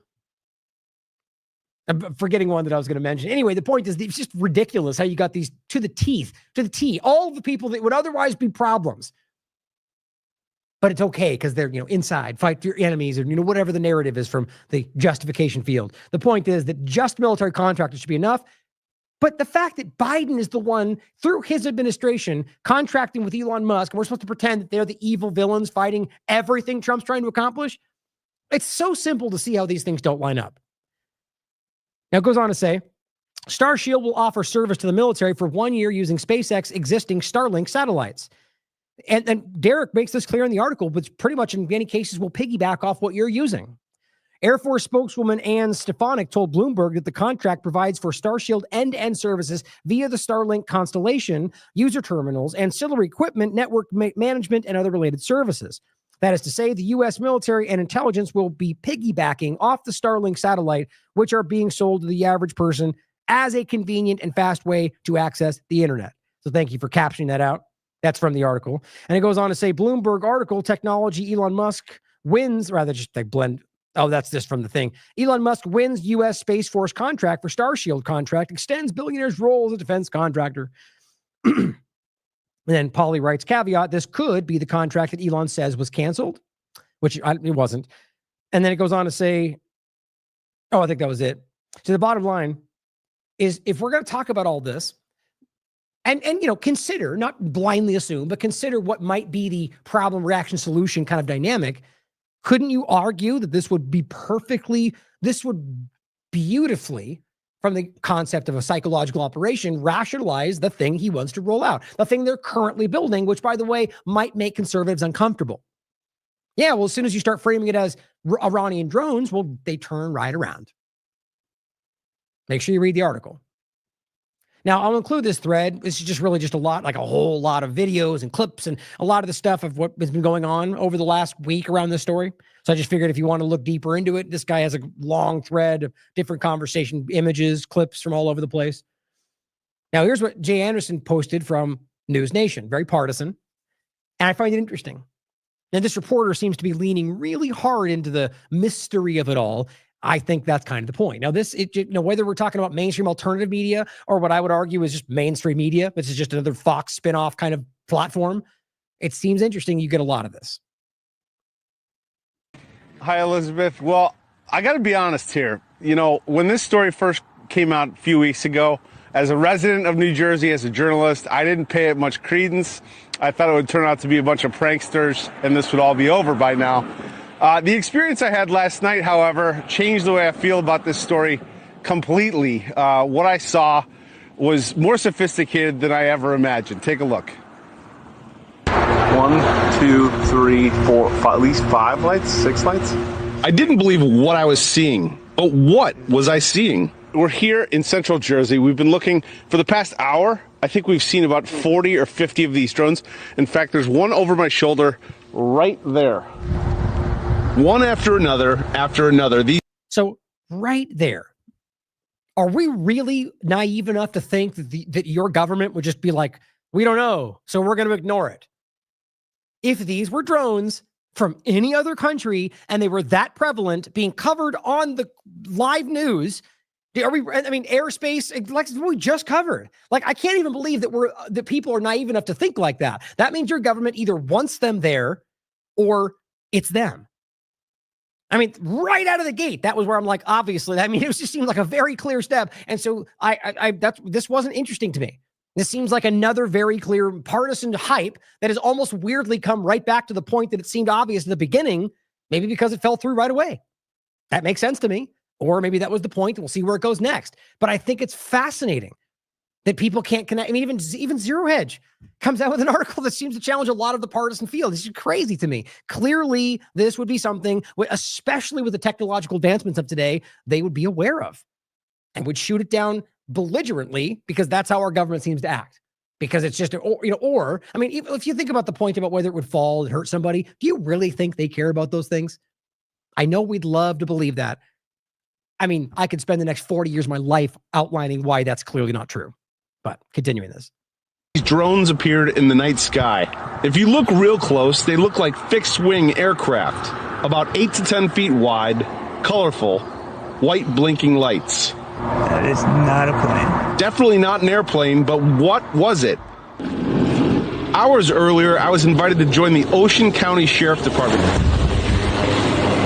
They launched their... Okay, what about their drones? Why don't their drones shoot them down? Right? You have to realize whether this is a Iranian drone or a UFO or some kind of unauthorized individual, if this was any other context and it was not a big hyped story, they would shoot it down because it's unauthorized and it could end up hurting a plane or some other traffic. That's really one of the largest points for the average person. That's why they're so strict about airspace, is because if you're just belligerent flying things around the air, well, that's not being tracked by the FAA. You could cause a plane crash, or there's 1,000 other things you can point out. Not 1,000 being hyperbolic. The point, though, is that it's interesting that every step of this continues to show you that it's like this is theater almost. Like they want you to see this ongoing development dynamic, just like the balloon story, which, what happened to that? I mean, if you don't remember, it ultimately ended up being proven that they were not what they said they were. They were simply hyping a story about some weather balloon or some random things in order to get you all worked up. And for all we know, that could have come from partisan media and had nothing to do with the government. Or it was all part of an agenda and the partisan media played its part. Own drones to see if they could intercept the mysterious aircraft New Jersey residents have been reporting in recent weeks. The department says these mystery drones evade detection because they don't give off heat like regular drones. Why do you think that is? We don't know. It's just something that we haven't, it's not something that we've had our hands on. It's not something that we've experienced. Something. So right there. That's interesting. I mean, the obvious first point would be they're completely lying. That's not what I think, but I mean, just realize that that's the first thing we have to ask ourselves. Just maybe because you like News Nation and you think they would never do that, or Chris Cuomo's my best friend. The reality is, of course they would, or they could be told that, and the trooper could be lying. And my point is, it's a pretty big claim that you suddenly have some kind of heat defying, which I mean, maybe not today. Who knows how far this stuff has gone, even for average people buying these things at high level, spending $1,000. Maybe you can have some technology that hides the heat signature. I don't know. But my point would be that would largely be something you'd expect from military, right? Some advanced technology. So the point would be that right there should be indicative of something that would either be immediately shot down or that it's your government. Now, I'll hold off on the joke point about the UFO because I don't even think that's worth the conversation right now for the point that Orwell already put in the chat, which I thought really graceful put out as well. But we'll get to that in a second. They hadn't experienced until now. One of their officers called 911 after seeing 50 of them. When the officers called 911? You're a cop. You called 911? You mean he uses radio? Come off the ocean. Advised after we made contact with that officer that there were 50 that came off the ocean. 50? 50. That was my reaction also. There were 50 that were coming off the ocean. And this is a sworn officer? A sworn officer, yes. We contacted state police, we contacted the FBI, we contacted the Coast Guard, at which point the Coast Guard went out with their boat. Okay, so it's very clear to point out that the military got involved. So there's no question. If this was something they were not aware, it would be taken care of. And this went on for a week. And they reported seeing 13 following their boat. And then the Coast Guard also advised that they went over them about 300 feet and had a wingspan of about 8 feet. I see one right here.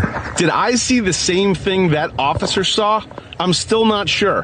What I can show you is this video. What I can tell you is I've never seen anything like it before. Wow. Are you serious? You see, that's absurd. Based on what you just showed, I've seen a million things like that.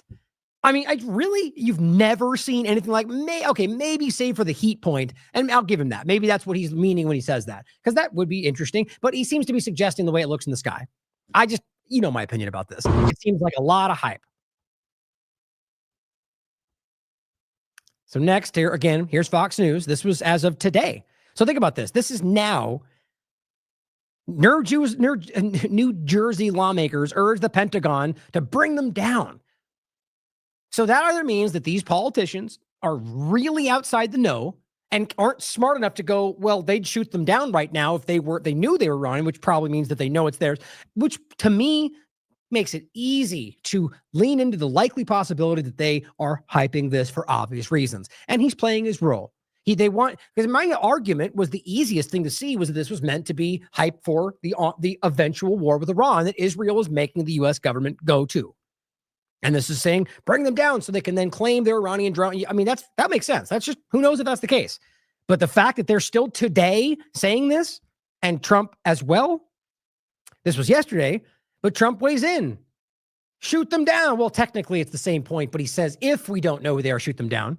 But it says, former Maryland Governor Larry Hogan posted a video on the drones on his Twitter page Friday, which was yesterday, and called the response to whatever they are unacceptable. Well, he goes, last night, here, I'll just show you the actual tweet. Last night, Beginning around 9:45, I personally witnessed and videoed what appeared to be dozens of large drones in the sky. Okay. Remember, this guy's a 60-second governor of Maryland. Well, guess what? Turns out he was wrong. The stars at the 39 mark are recognizable, the constellation Orion. From this, you can determine that the bright lights behind the trees are the stars of Sirius and Procyon. No anomalous objects are in the video. Okay. And this is a form, I mean, you can go through, watch for yourself. You'll see exactly, if you know star constellations, you'll know what they're talking about. The point is that here he is screaming about this. Unacceptable.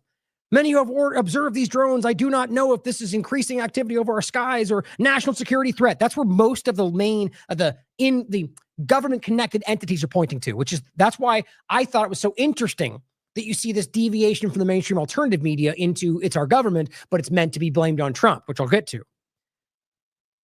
But most of the government-connected people seem to still be either kind of broadly suggesting that's a foreign policy thing or outright calling out Iran.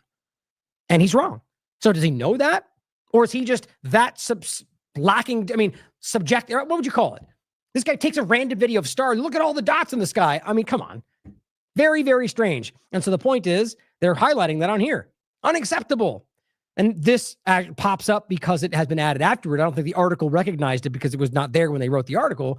But it says, and then reference what Trump said, basically saying, let the public know whether they know what it is or not, otherwise shoot them down, which is actually a pretty interesting thing to say because he's not designating who.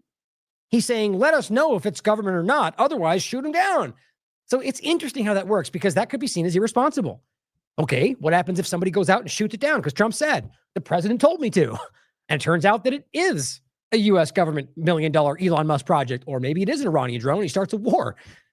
It's interesting. I'm not even saying I mean, it's an interesting question. He has a right to do that, I would argue, if it's something flying over his house, right? It's interesting. My point is just to highlight the way it's all being played out, which it screams to me that there's something very suspicious from every angle, including what Trump is doing.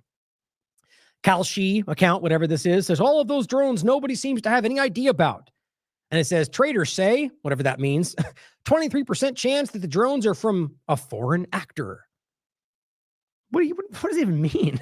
Traders? Who the hell cares what traders think about a foreign policy point or the 23% even? There's a reason you're seeing this stuff, though.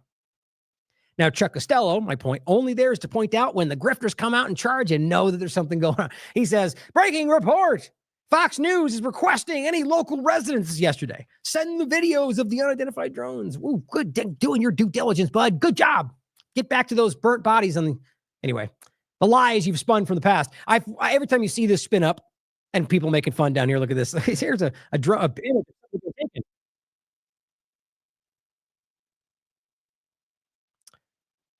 Now, here is what Alex Jones said on the 14th. And this is an old video. Or I know this one's still from the 11th, but pointing back. He always says this is not the old one. This is the newer one. Same show, pointing back to the old one. So he could have just left that one, but he wanted to reiterate it. Dr. Greer predicted exactly what is happening. So that's my point. Exactly what's happening, which right now his Twitter account is saying something else is happening. I find that interesting or funny and ridiculous, but exactly what was happening 3 years ago. And he's referencing Project Bluebeam, which is a very real thing that you should not disregard, that you should consider whether it is part of what's going on or entirely what's happening. My only point in highlighting this, as much as this does seem to be is a real conversation, is that now the point is that we now know this is the truth because it's Space Force. We'll get to it. But just okay first. Predicted exactly what's happening, which implies that this is exactly Bluebeam, which could be, but doesn't seem to be the case. Now, on the 13th, this is actually one day before, he says, this is Truth Poll saying, breaking, probably the cheapest drone sighting that I've seen in New Jersey taken in last night. And Alex responds by saying, what you are looking at is 100% human made. Oh, wait, oh, no, it's right here. I thought I've skipped it. I guess I'll just say it now since that seems to be related, because I'm not going to get into this any further because, my thoughts on the possibility of the conversation. I just think that of all topics, weirdly, not just UFO means unidentified flying object, but the idea of like aliens, for example, is something that has been so lazily floated in the conversation that nobody seems to be care about it. It's very interesting how this story's gone forward. But it has a lot to do with what you believe, about the reality of space and what's out there and the science and what they told us. And my point would be, if what we think we know is true in the context of what space is, then yeah, it seems pretty mathematically logical. There might be something, but I just don't know how I'm ever going to take at face value anything coming through the sources and the power structures of today. But the point is that was one of the earlier conversations. Like right away, it was this big push from that vein, which my point earlier is it does seem weirdly nonpartisan, but it comes up every time this happens. And it was a big push. These are UFOs. And I do think part of it is some kind of weird psychological part of this, like we talked about with the guy from Blink-182 and that weird thing they tried to do with this mainstream effort about UFOs. It just fell on its face that we all laughed at. My point is that came out kind of hot on this one early, and Grace made the point. I don't know about you, but I'm sure glad these UFO drones have FFA compliant lights. It's like, come on. So first of all, if it was anything, it's compliant with the regulations they request. So it's clearly some kind of a military dynamic. So I think that's funny. And Orwell was saying the same thing in the chat. But so here, he's responding to this as if it's, human made, which, guys, this is the 13th, by the way. I mean, were we still pretending these might be aliens? I mean, it just seems like a weird thing to say. And he says, we are all witnessing the rollout of a massive deep state psychological warfare operation. Big stuff is going down. Which has nothing, let's, deep state, psychological, just throw out all the buzzwords with nothing to back it up. Well, sure. I also agree that might be what's going on. I don't see anything following it up. But the point is, this is the step to step to step. And the idea being that these are drones. And it's a psychological operation. So at that point, I'm pretty much in agreement that that's probably where this goes. Next, same day, turns into something else. Alex Jones issued a warning to Donald Trump. Calls for the Pentagon to shoot down UAVs, which is, again, not really what I just showed you the nuance to that. It was more so that if we don't know and so on, but he did say that. Here's what Alex said. This is an emergency message to Trump on this Friday evening. Now, one thing, by the way, that David Icke keeps making fun of him for, and he's right. I mean, look at his feed. Almost every single thing is World War III, emergency broadcast, end of the day. I mean, day after day after day after day after day after day, way back as far as. Consider that. This is an emergency message to Trump on this Friday evening. He just released a statement about 20 minutes ago calling for the Pentagon, calling for the federal government to shoot down these thousands of drones and UAPs, UAVs, UFOs, whatever you want to call them, that are swarming military bases, key installations. By the way, can I make a point? Unless I'm missing it somewhere else, that's exactly what the People's Voice does. The tweet does not say, tell us what they are or shoot them down. The tweet says, mystery drone sightings all over the country. Can this really be happening without our government's knowledge? I don't think so. Let the public know. And now, otherwise, shoot them down. Now, unless he said this somewhere else, which is certainly possible, they're incorrectly quoting that. I think that's more, and I know people always act like I'm being nitpicky. That's so important. In quote, it says, tell us what they are or shoot them down. That's not what he actually says, unless it's somewhere else. I do think that's relevant. By the way, I will make a quick point. Somebody asked me just recently, like, why I'm picking on Alex Jones, which made me laugh. I'm not picking on it. The point is that this person is clearly, in my opinion, playing a dishonest role in what this all is. And I think it's important to highlight that because of how influential it is. But if you think I'm picking on somebody or I'm making unjust points, feel free to point it out. I think it's about the mainstream alternative media and how it is very clearly grifting along with whatever this is. And I think that's transparent. And I've always added the point that I don't know whether they know that, and I could also be wrong. I think there's a clear overlap of willful ignorance around leaning into things that are beneficial, and maybe they don't really know how they're being used, like the Alex Jones effect I was talking about earlier. But anyway, I just wanted to point that out because I get it. I mean, I'm pointing out a lot of the things he's saying. I think it's relevant. I think what he's doing, like with Elon Musk, it's the same point. It's not about being obsessed with Elon Musk. It's that I genuinely think that he's playing a very important role in whatever comes out next. I think you mostly agree with that. Airports. It appears to be a drone last night in New Jersey. Hit a passenger liner in the engine. They tried to cover it with a bird strike. We've seen the video. It looks just like a drone going to the engine. President Trump, when the... Does that look like a drone to you? It looks like a flash on a drone. I mean, could be. Who knows?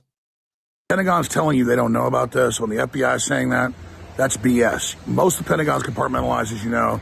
Most of the FBI is not involved as well, but at the top, they are operating this out of different reconnaissance agencies. I mean, come on, guys. I mean, do I even have to make the point? Like, these kind of things certainly could be right. I mean, he's floating things that are kind of generally acknowledgeable.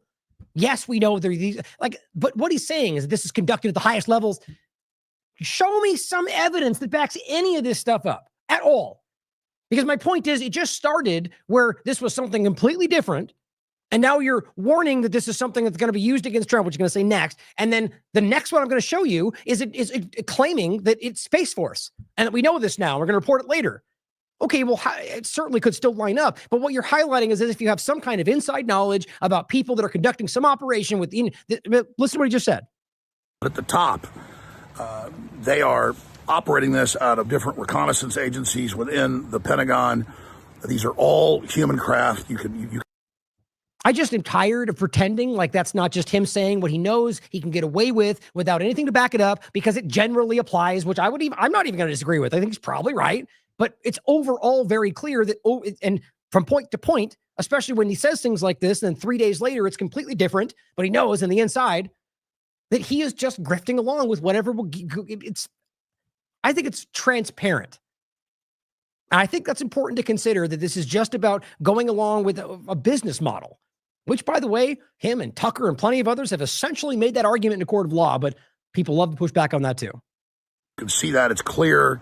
And this is a major psyop, because you probably don't know this. Maybe you do, but there's a lot to know in the government. I've been studying it for decades and still don't understand it all. But under COG, Northcom, starting in 2007, doesn't just take over the government in nuclear war or natural disaster. They can do it for UAV invasions or UFO events. And an expert on it today, Wall Street Journal, former reporter, going over all this. So this is being used to ratchet up the civil emergency. It's also a message to Russia about secret weapons.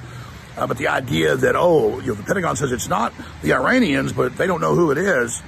It's rogue elements of the government creating fear, creating hysteria. Now the FBI is, we need the public's help with this. The military's been ordered not to shoot these down. Anybody else flies over a military base and loiters, they get shot down. That's default federal policy. I know you know all of this, or should know all this, President Trump, but you're being set up 37 days before you get in office for a national emergency. It's all part of the fake virus thing they're pushing again, and the race war thing they're pushing, and the Russia. Yeah, just jam it all together. We certainly could. I agree. It's all interconnected. And Trump is obviously involved. The fact that we can't, this is what is, I think, the culmination of what his psyop is. That we are literally finding the strings that tie back to every single one of the people involved with Trump and his actual administration right now, in every possible thing that he just highlighted. And yet we can't take that final step, because people like this are jumping in between and trying to create the hyperbolic narrative based on only words and narrative that he is somehow the one being used against him. Now, guess what? When exactly something like that rolls out, when Trump's in power and that is used to justify Elon Musk, Star Shield, and the rest of the things they roll out, and justify more surveillance and more control and more invasive actions in your life, they'll all jump at it. Because Alex was right. Yeah, because we knew he's fighting against them. We need to support them against the evil Democrats. And you sleepwalk right into the same control structure that you were pointing to during COVID-19 that Trump rolled out. I don't know why this is so hard for people to see. So my point is, in general, what he's highlighting are things that are pretty objectively obvious. At least in my opinion. I mean, the average person, maybe not, but the idea that, yes, obviously the government could be doing this against you to rash you. And I think it's important, the continuity of government point. He said COG, he meant continuity of government. And that is the point that in an event, a catastrophe, a war, the government can roll out what they call continuity of government, which ultimately is, I argue, the shadow government, kind of like a Reagan-esque time frame where they had this secondary parallel shadow deep state. It's what it is. And ultimately that was the argument for if they would need to maintain continuity of government in an emergency. It effectively became a parallel government. It doesn't seem to ever went away. Now, the argument is that is fighting Trump. But you can show in every possible way, including through Israel, that they are completely aligned in their agendas. And now we're talking about everything you could line up to making sense right up until you pretend that it's going to be used to hurt Trump. You realize how overly complicated that is? Again, even the argument that they tried to assassinate him all these times, are we really going to pretend that they just that incompetently can't shoot somebody? Anyway, I mean, I can go off forever. And it's all hypothetical from my end, too. The point is that it seems absurd to lean into this argument that all of this is being manufactured to go after Trump, which I'll admittedly always say is possible, when everything else points to the coordination of your government to manipulate you into a power structure that they all benefit from. And the only thing that stops it at the end is simply going because he's fighting them. He's the good guy. Therefore, we know it can't be that. It just doesn't make any sense to me. But so here's my point. So this is the conversation on the 13th. Okay, now when this is later on the 13th, drone strikes commercial airliner over New Jersey. Just continuing his conversation. And I pointed this earlier, pointing out that this was something that's been going on before. And even before this, by the way, it's been a thing that we've seen pop up, and it weirdly always ends up on military bases. So we've been being primed for this very clearly. But so now, on the 13th as well, later in the day, this person puts this out, and there's been many of these. One of them was it was in the article from Zero Hedge. It's some random account with like no followers that put out this long thread that made the same argument, right? That it's the government, it's doing this, we know it's them, but it's ultimately going to be used to trap Trump, and they got deleted, and now everyone's like, oh my God, they knew something. It's okay, it's just so easy to manipulate people. Sean writes, 25-year radar operator posts on Reddit. See, now I've seen plenty of very important real things come on 4chan and Reddit, but it also is just as likely that it's completely a lie, which the government very well knows, dropped in there like QAnon stuff to manipulate an entire generation that Alex was absolutely a part of. 25-year radar operator posts on Reddit saying Space Force are behind the mysterious drones that we have been seeing, and that they are part of a military drill. So just because a Space Force does not therefore mean that Trump would be by default involved. But I think it's important to highlight that right now, going back to 2023, Elon Musk is a contractor for SpaceX, or for the overlap with Space Force in the context of what they're doing with the reconnaissance spy network satellites, because that involves that administration, or rather that branch, I guess, of the military. So it's interesting. So that would, to me, if you're going to make the argument the Space Force is the one behind it, one, ask whether would it be the Air Force, which is maybe, but that Elon would have a connection to that. And Trump created this the branch. Now it says he says they're setting up some kind of big show for the public. Also says CNN was at his facility shooting pre-roll footage for the story. All this is random from what's on Reddit. Things are about to get a lot stranger if this is true. If this is true, is usually a good indication that it probably might not be. But it says, it's on Conspiracy on Reddit where he writes this out. Now, it's actually pretty commonly known in a lot of these independent circles that the conspiracy thread on Reddit is completely compromised in the sense that most of Reddit, I think, is today. But ultimately that it's used like this, or can be, doesn't mean it should ignore anything. But Alex says 100% correct. But I thought we just said Project Bluebeam was, but again, maybe that you could argue Project Bluebeam could be rolled out by SpaceX or by Space Force or maybe the Air Force. But I'm just trying to be objective. You could argue that these things could still connect. I'll break the news first tomorrow, which is, this guy's funny. He says, great, but seems he already broke the news. Yeah, right, exactly. Well, you'll break it because I'll make it my story and do it tomorrow. But the point is that I don't see that anywhere on his thread today. It's already 8:30. I don't see anything that he posted today on that conversation or some new breaking story about this. So interesting. Either way, I hope we can see the evolution of certainty with 4 different points over the way this goes. And it's not new for any of these partisan mainstream alternative media platforms. Now, Will Shriver points out the great drone invasion. Several times in recent days, I've been asked, what's your theory on the mysterious drones seen over New York and New Jersey? Me too. Well, I'm like, well, did you see the genocide going on? He says, here's my universal answer to these questions. Quote from H.L. Meccan says, the whole aim of practical politics is to keep the populace alarmed and hence clamorous to be led to safety by menacing it with an endless series of hobgoblins, all of them imaginary. It's just, always has to be our immediate, that anything we're talking about today or anything in any context of politics or just really anything, we have to ask that question. That's just being objective, right? I mean, you have to realize that by creating things for you to fear, what do you go to? Most people are trained to call on their government. We need you to keep us safe from these things. Now, of course, there are things that might just keep people in fear, and maybe the government could step in and help you.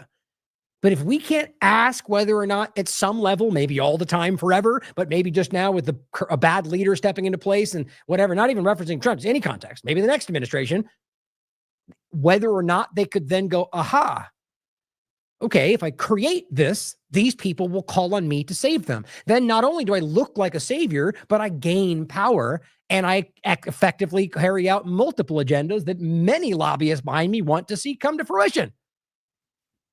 You can't ask that question, you're being willfully ignorant.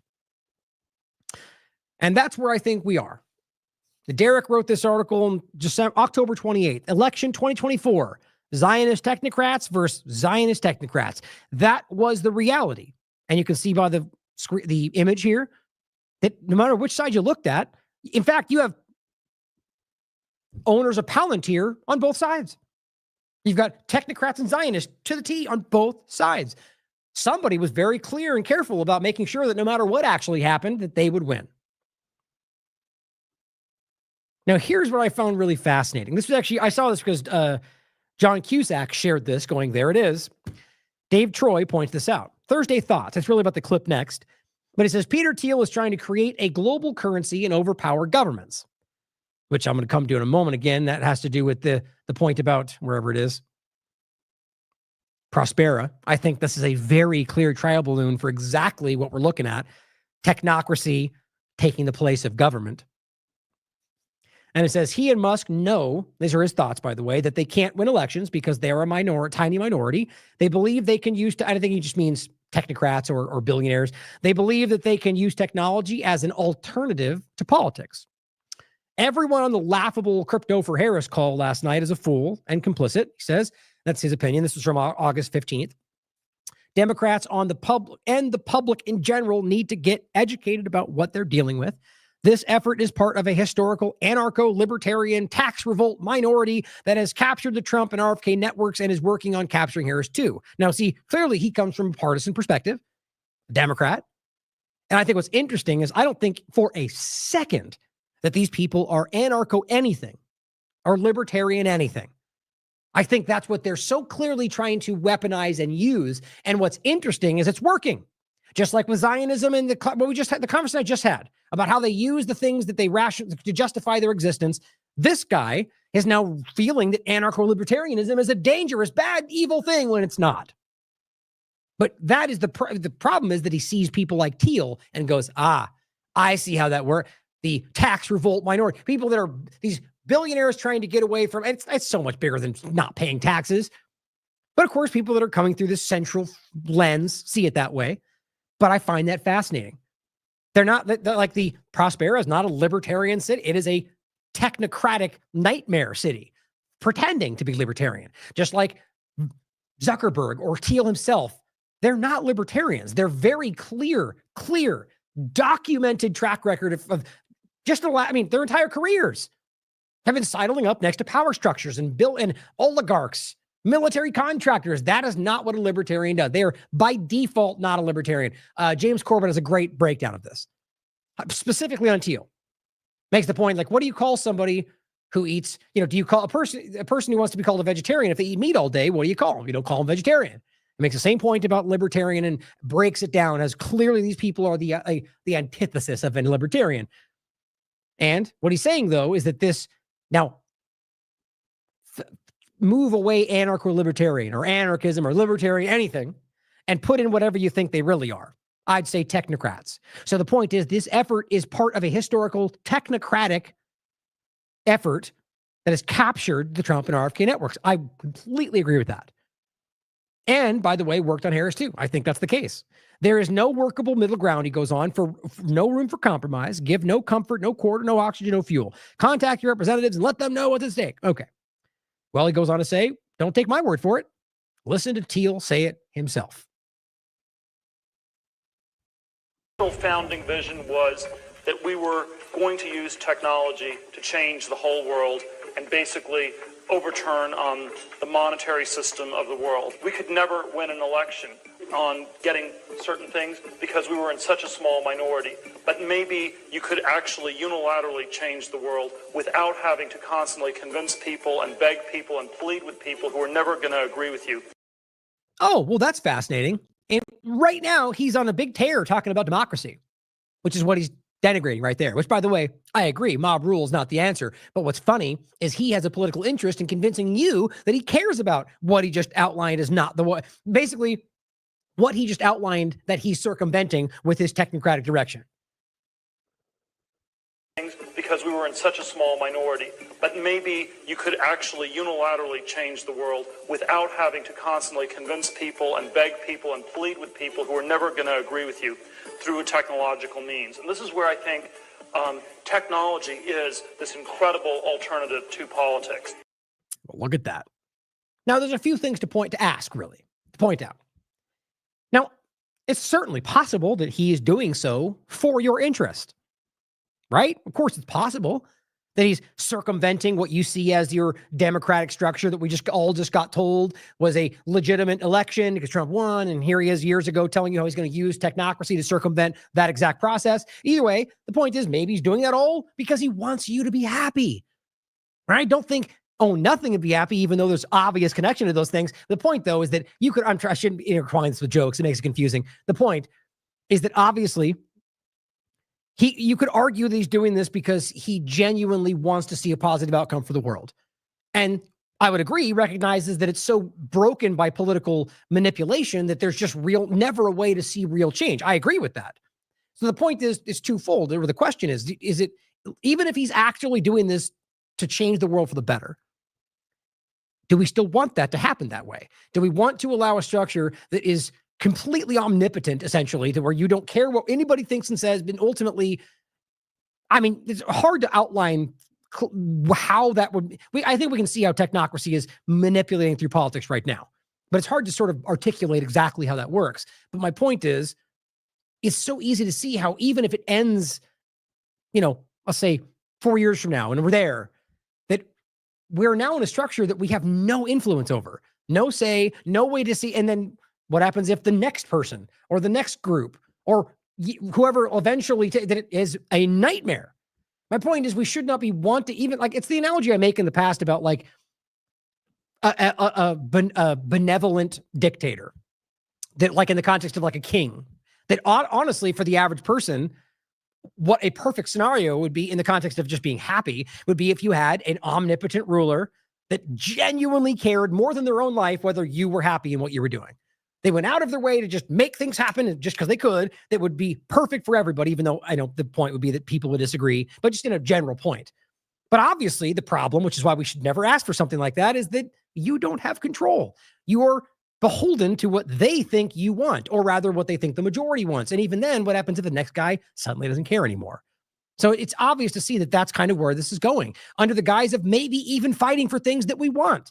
I think that's exactly what the Trump administration has figured out. And he was doing it last time. JFK, 9/11, lock her up, the Fed. Most of that didn't happen. None of it, really, to be quite honest. And so I think that's where we are right now, where he's telling you technology is this incredible alternative to politics, and that we can use this an election on getting the world. We could never win an election getting certain things because we were in such a small minority. But maybe you could actually unilaterally change the world without having to constantly convince people and beg people and plead with people who are never going to agree with you. It's as simple as that. So you could literally have these technocratic billionaire oligarchs to come out here and say, well, we decide this is the future, and we're tired of having to deal with all you peons, so we are going to just make it happen. Well, here we are. I legitimately mean that. Here we are. This is, I think, where we are living through right now.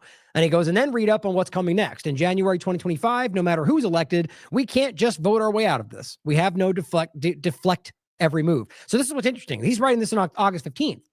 As a clear Democrat who seems to, but he recognizes that it's the Zionist, I'd rather in his case, the technocrats have won.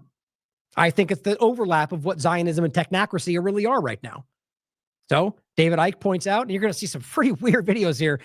anyone who think, no, this is important to ask. So clearly my opinion is that I think that Teal and this technocratic push is right on the surface. As Matt Arrett has pointed out many times in the past, this was eventually going to happen. They were going to come back and step back out of the shadows. This ruling structure has always sort of been there behind the scenes, pretending, making us think that we're somehow picking our rulers. That's what he would argue. I tend to agree. And so now we're watching them decide to step back out into the open. And so my point is that I do think that these are central players in all of this. But I also think that there's a larger entity that's driving a lot of this, and it seems that David Icke is making the same point. Does anyone think that Peter Thiel is just a puppet gopher controlled by something far more intelligent in the shadows? Well, let me show you why he asked that. And to those who think this shooter is a hero because he did it because he said this healthcare executive was presiding over a healthcare system which kills thousands of Americans by denying them cover. Okay, I mean, I just have to be honest. Look, that guy looks crazy. Now, I'm not one to really usually lean into stuff like that other than kind of a humorous point, or sometimes it can overlap with a relevant point. But I tend to generally not be like, you're ugly, or it seems like a petty thing to do. And I don't even mean that in his case. I'm just saying, but what's going on right there? The guy is I don't know, like it's not sweating, but like glazed with sweat. He's got, veins popping out of his head. He looks super stressed and cut. I mean, it just seems weird. The guy's a very, very wealthy person. I just find it strange that this you would present. Now you can look earlier. He doesn't look as bad, but he kind of starts out like this. It's just very strange to me. Now, even watching the way he responds when he asks the question, it's like he's just dreading answering any of these questions. Shooter is a hero because he did it because he said this healthcare executive was presiding over a healthcare system which he visibly lets out a gasp right there. Like it's just, I don't think it's even just about this topic, but I don't know. I'm done making that point. It's something, I don't even know what it suggests, but it's very strange to me. Kills thousands of Americans by denying them cover. What would you say to them?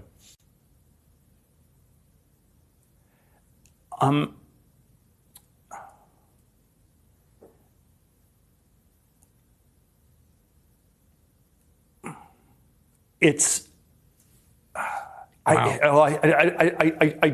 don't know what to say.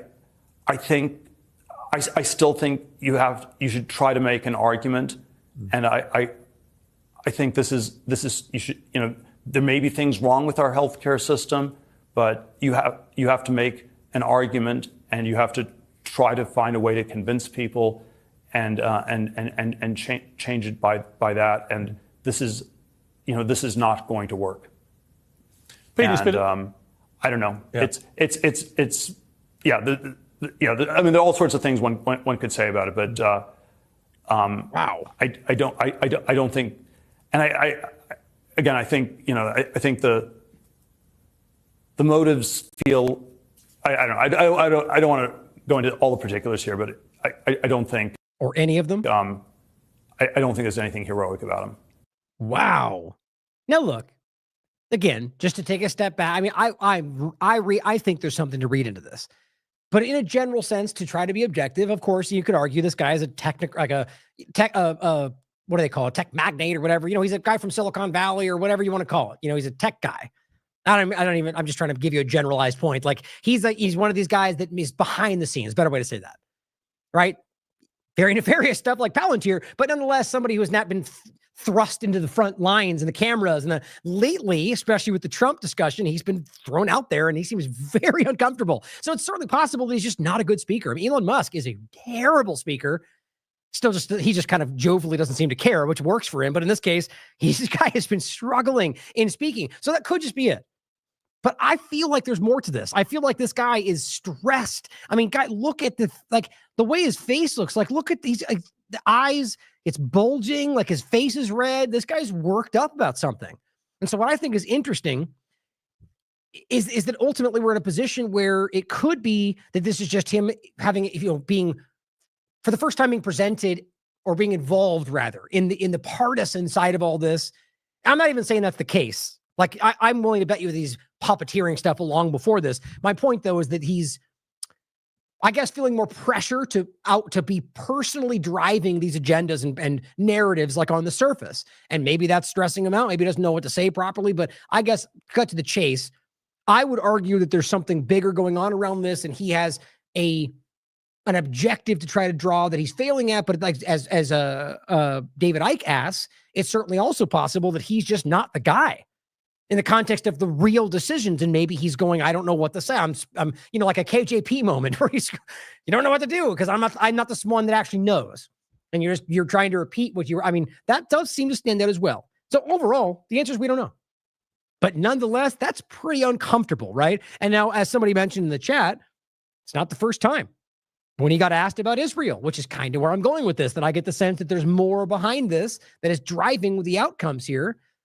It's not just my opinion. He is working with Israel to murder children in Gaza. Maybe that's why he got so uncomfortable when asked about it. So what do you think about the use of artificial intelligence, or lavender, by the IDF in identifying Hamas targets? And secondly, do you agree with Elon Musk about that the population decline is a risk for humanity?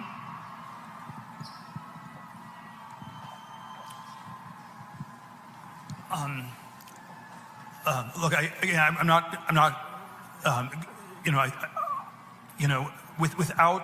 without going into all the I'm not on top of all the details of what's going on in Israel because my bias is to defer to Israel. It's not for us to second guess everything and except Russia, except Syria, except Libya, except Afghanistan, except anybody else we don't like. But no, we err on the side of genociders. Go ahead.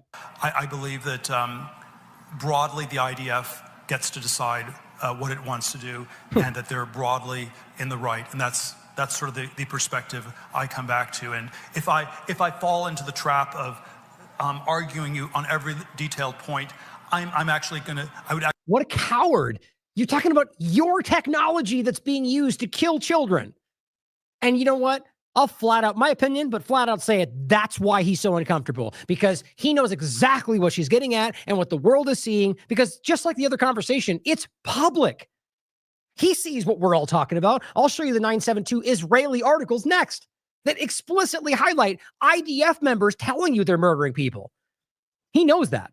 And that's him short-circuiting because he doesn't know how to respond. I'm not going to question what they can do. No, she's questioning what you're doing. And he knows that. Right, and that's sort of the perspective I come back to. And if I fall into the trap of arguing you on every detailed point, I would actually be conceding the broader issue that the Middle East should be micromanaged from Cambridge. And I think that's just simply absurd. Okay, would it be absurd if you gave your technology to ISIS? Think about it. How is that any different? So your point is, well, we're not going to nitpick what people could do. Well, yeah, you would. If it was put in the hands of somebody you don't like, you guys would be screaming from the rooftops. But because it's somebody you're okay ignoring because they're on your side, well, we're not going to nitpick on what they could do. Okay, well, isn't that called the law? I guess the law doesn't apply. We're not going to nitpick about them murdering people. I mean, what a terrible answer. But that's the point. He fumbled. And so I'm not going to concede that point. And what was the other? What's funny about this, though, is watch the girl in the beginning. Okay, her right here sitting next to him, right? So watch. So clearly, this is a super contentious question. So she asked that question. Watch the girl interviewing Teal immediately go, oh, shoot, go down to her phone.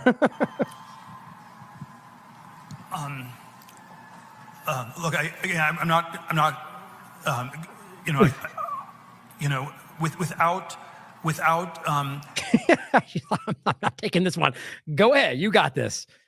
Like, that's just pretty embarrassing, right? I mean, and I think we have to recognize that this person is in a very uncomfortable position because he knows what's going on. That's my opinion. Anonymous one that shared this simply saying, here he is, backer of Musk and Donald Trump, Peter Thiel. And this is back to the one that I told you first on Piers Morgan, saying, known Yarvanist vampire, it's a reference to the person, an ideology, displayed palpable fear when questioned about the public celebration of Luigi Mangione. So this Khaleesi points out, oh, this was the same one we just showed you. The co-founder of PayPal and early Facebook investor Teal melts down when asked about artificial intelligence used to kill children, Palestinians in Gaza. Here is the public Bloomberg article from January 12th. So months and months and months beyond, rather 4 months beyond the genocide starting. So we're all very aware of genocide is ongoing. ICC, ICJ, already very big conversations. And Palantir steps up to help them kill children. There's Alice Karp on one side and Peter Thiel on the other. Just like the election, which is the reality. Alice Karp on Kamala's side and Thiel on Trump's side. They made sure that they got this. Palantir, a strategic partnership with Israel. Well, here's Israeli articles from Israel, 972 magazine. A mass assassination factory inside Israel's calculated bombing of Gaza. This is an AI program, Habsora. Here's the other one, Lavender, the AI machine directing Israel's bombing spree in Gaza. Very easy to prove. He's very aware of what's going on. I frankly think this is I did an entire show on this. This is about training this, both for military and for controlling you. I mean, I'm very convinced about that this is about rolling out the technology in a way that you can't watch them. Think of what better testing ground in a very disgusting way for technocrats, Zionists, and authoritarians to test their all-encompassing AI control structure other than on people they can kill at whim. This gives them a perfect testing ground for how to see how this works. They can kill people if they want to. Nobody's stopping them. And they are literally testing the AI technocratic control structure in Gaza with the help of people who are pretending are fighting it. Like Trump's administration, for example. Let's not forget that this is completely obvious. The infiltration, the Israeli election interference and psychological operation industrial complex. So somebody like Thiel is a perfect example of what this was. Watch this show and you tell me it's not possible that he is just another aspect of this exact dynamic. And now we're watching it play out in Trump's upcoming administration that is packed to the hilt with Zionists. David Icke also points to another clip from that interview and says Musk is owned, basically in this clip, Mario Nawfal doing his dutiful job to promote the mainstream alternative media, mainstream narratives, basically saying Elon was starting things they call crazy. And basically the point is Elon understands risks in ways we don't. No, not really, because the point he's trying to make is somehow he succeeded at things that nobody else would have. Well, I could give you that in some cases, but my point is always the same. If you gave Elon Musk the same position as other people and did not come from a very wealthy South African apartheid family, then maybe you wouldn't have the billions to try 4 times, 6 times, 10 times in a row until you finally get it. I'd argue anybody with enough money can try repeatedly until eventually getting something to work. Trump is the same example. You could still win. You still succeeded. And I would even give you, from a different perspective, would argue resilience. Good on you for not giving up. My point, though, is that having endless amounts of money does make that a lot more easy. The average person does not have that. And I would also point to things that we claim are successes, like the Cybertruck or the Tesla cars that aren't. There's still examples of them crashing all the, and what about the electric vehicle point? Isn't that still up very contentious in the Republican side? Half the administration doesn't want it to happen. None of this adds up. Either way, the point I'm getting away from the point is that Elon understands risk and we don't. David Icke says Musk is owned by the deep state, just like you, Mr. Thiel. Your mutual success, in quotes, is assured by that and not the perceived brilliance of either of you, as we well know. I think he's making a good point. And then we just went over that. I was just going to play it again. The point is to reiterate in your mind what he's talking about here, right? The idea that we can ultimately unilaterally circumvent. I can just play. Oh, no, I already removed it. Well, the point is the same. So we could work around your representative government using technology because they're so tired of you guys telling us what you want. We want to do what we want. That's what he's rolling out. Also, remember, on top of the election one, Israel's infiltration of U.S. tech, which is shockingly clear, as Derek has covered. Where was it? I think I jumped ahead too much right here. No, damn it. I thought I grabbed that. Oh, well, this one. The spyware companies that are preparing to unleash in Trump's second term. The spyware field, 50% almost, is Israeli startup companies tied directly to their intelligence apparatus. 50%. It's like 40-something%. And I've already gone over the reality of their stated understanding that what they're doing is working for the interests of the Israeli government.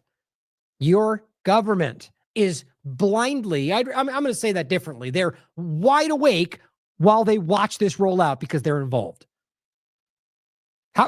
That's treason, if you want to be real about it. Because they are literally allowing a foreign government to take control of damn near everything going on in this country. And I'm tired of pretending like that's contentious.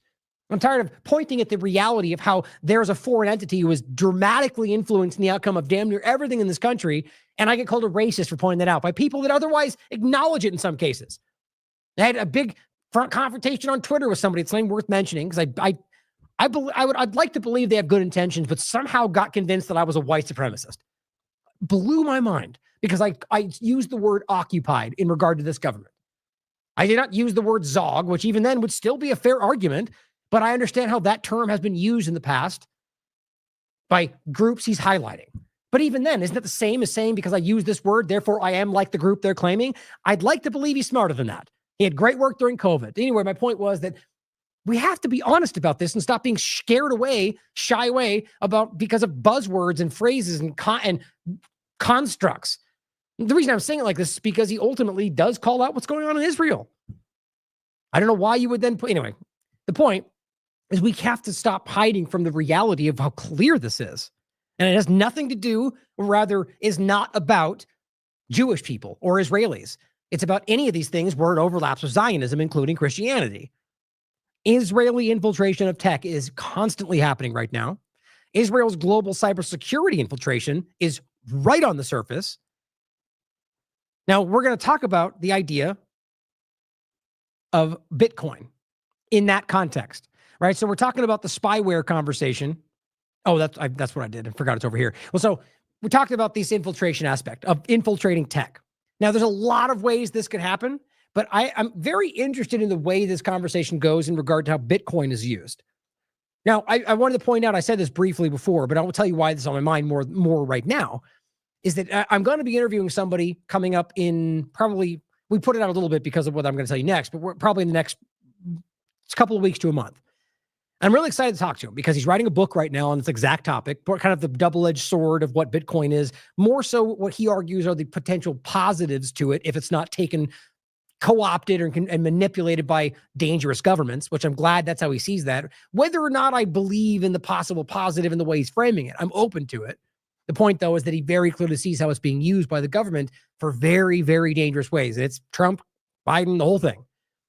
But so we had the conversation about this. I met him not too long ago and we wanted to set this interview up. Now, they also have this course they run for educating people around Bitcoin in particular, offered to let me do it for free. I said, absolutely. So right now, one of the things that's taking more time, but I'm doing that every day for like 2.5 hours right now. And a lot of it I knew, but a lot of it I didn't. And, reading the white paper, understand, that's the first thing to recommend. Read the white paper, understand this stuff. And I've really learned a lot about the true peer-to-peer dynamic, which I've always known that part, which is important, of what Bitcoin was at least designed to be on paper. Now, always, whether or not it was something that was maliciously put out, that was like a government thing, is important to consider. Either way, I still see it as the possible, like a internet dynamic, where it's something that could still be used to push back, maybe not even Bitcoin, but other cryptocurrencies. But in the context of Bitcoin, what I'm interested about right now, and the reason I laid that out is because I'm learning stuff right now, and it's really opening my mind to some of the ways this can be manipulated. And just, again, on the side note, look forward to my interview on that because I think it'll be interesting, is that we're talking about this exact conversation. In this case, we talked about this with the IMA. Co-opting freedom was the title, the Bitcoin sleight of hand, and the new AI control structure. So what I'm worried about in all this is how Bitcoin could potentially be used for exactly what we're talking about. In one of the many ways, is one of the many pillars, let's say, of this technocratic sort of sleight of hand rollout of their control, while allowing us to think that we called and voted for all of this. Or whether it's just Trump doing things when in reality we're being quietly shifted into some new structure. I seriously hope I'm wrong. Even if I'm wrong about the outcome, it's clear powers are shifting in that direction. I'll also include some older articles that are from the website from a long time ago. This is one I put out a while ago. It wasn't really that long of an article. It's like 5 paragraphs. And really the point was about referencing this video which is now what I'm coming back around to understand even more about how the Bitcoin dynamic has been manipulated. But I titled this, Is Cryptocurrency the Future or the Future New World Order Currency? This was interestingly written by Tim Bryant, who was one of the earlier people involved with turning TLAV into what it became from where I first started it. Now, we've evolved a lot from there as well since then, but I really do credit Tim and another person, Anthony, who were early there with me before we were anything and really helped to kind of evolve this into something different. My point is, he wrote this article way back in 2016. He did really well in this field of cryptocurrency, which I'm like the guy who didn't buy Apple stock when I knew this guy was literally trying to tell me, get this stuff when it was super cheap. And I didn't know I didn't understand it. Didn't think it was going to become just like everybody else. I literally would be much more wealthy today and be able to do this if I would have listened to him. My point is, he wrote this article, and whether you agree with it or not, it's interesting. It was his perspective on what this was back in 2016, a complete overview, a world monetary revolution, or a speculative bubble about to burst. Well, clearly, as he writes in this and believed all the way back then, he was right about where it would become. Still sure wish I would have listened. He's the one that recommended I get some stuff that I did a long time ago that ultimately allowed TLAV to continue, but definitely wasn't Bitcoin. Anyway, worth reading, interesting stuff. I mean, it's very, very in-depth a long time ago, going over every aspect of this, even wallets and how to be using them. It's good on him. I reached out to him recently to be like, we should connect again, just to have a chat. Now, Tucker recently had a conversation with Roger Ver, or was it Ver? I think it's Ver. And it's there's things I disagree with, but largely I think there was a lot of good, like the point is Roger has a history of basically pushing back on the community and arguing, I think, essentially that Bitcoin Cash is the more real, true to the original idea of the original white paper version of Bitcoin. And I can briefly say why in a second, but the point is they argue that it has been hijacked. And that's one thing I think he even wrote the book about that. The point, they get into a point about anonymity, which I disagree with. I mean, I think it's sort of a rather just an incomplete picture. That ultimately this can be like transactions and everything else are completely transparent, but unless you publicly post and connect an address with yourself, unless we're getting to the level of like quantum computing, with I'm not even sure whether I agree with that's possible at this point. The bottom line being that ultimately you would have to be able to see me connect that address with who I am to be able to know what I'm doing. The point is, it is anonymous ultimately, unless you have the ability to cryptographically find out through my posted address who I am, or me posting it along with my work. Now, for example, underneath my articles, I put my Bitcoin address on there because I am transparent about it. You can post that somewhere and look at what I've taken, which is not that much really, but what people have donated. And I know that. I did that so people could see transparently what I'm being donated. I thought that was important. The point, though, is that other than doing that, it is basically anonymous, unless there's things that we don't understand about how it works, which is certainly possible. But overall, I think the important part of this was how it has been potentially hijacking of Bitcoin. So here is first to start this point, an article that came out on the 8th of this month. It says centralized identity systems versus decentralized identity systems, which is, I get the sense where this is going, and I'm going to connect this back with Bitcoin in a second. The point is, I see the digital ID dynamic. We all see that rolling out. It's already being laid out in Australia. It's happening all over the world. And I think that's even this right here. Yeah, digital ID for pubs and clubs. This was December 8th, 2024. It's coming. It's happening in the United States in different ways. But what I see where it coming is the idea, like when the discussion of Bitcoin as a strategic reserve and the idea of private coins versus like that we are being manipulated into a position where Trump will roll something out that is they claim is the answer to resisting CBDCs. But as Catherine and plenty of others have highlighted, the private version is far more dangerous. And we end up in a situation where we think we fought it, but we didn't. In this case, I found this fascinating. We should all be arguing for decentralized, I think, in every way. Read this article. It's important. But the point that one of the things that stands out to me, it says one of the key technologies enabling this kind of model is simply blockchain technology, which is a kind of distributed ledger technology. The blockchain provides user privacy protection by storing data in an encrypted form that only the user holds the key to. Now, outside of getting into all the technical reality of it and what a block is and the blockchain and how that works, the point is that right now, as I've mentioned recently, about what was called a 51% attack. There's just studies on this. And this is specifically around Bitcoin in the context of CPU power. Now, to make this simple for those that don't understand any of this, the point is that the concept is, and going back to the white paper itself, oh, that's right. That's so strange. They put this behind a paywall right after I covered this. Well, I brought the screenshot last time. I doubt I can find it again now. The point is, and here, I'll just do this actually. Here's the white paper for Bitcoin. A purely peer-to-peer version of electronic cash would allow online payments to be sent directly from one party to another without going through a financial institution. Now, already they're pretending, digital gold and all of that. It is completely deviated from what it originally was supposed to be, which was a challenge to the dollar, a challenge to federal institutions. But now they're co-opting it, which is not arguably, assuming this wasn't some kind of big ploy, what whoever Satoshi was had laid out. But the point is, it says right here, where was it? Where's this right here? Yeah, as long as, I'll just read it from the one before. The longest chain, I'm confusing. The point is, as long as a majority of CPU power is controlled by nodes that are not cooperating to attack the network, they'll generate the longest chain and outpace the attackers.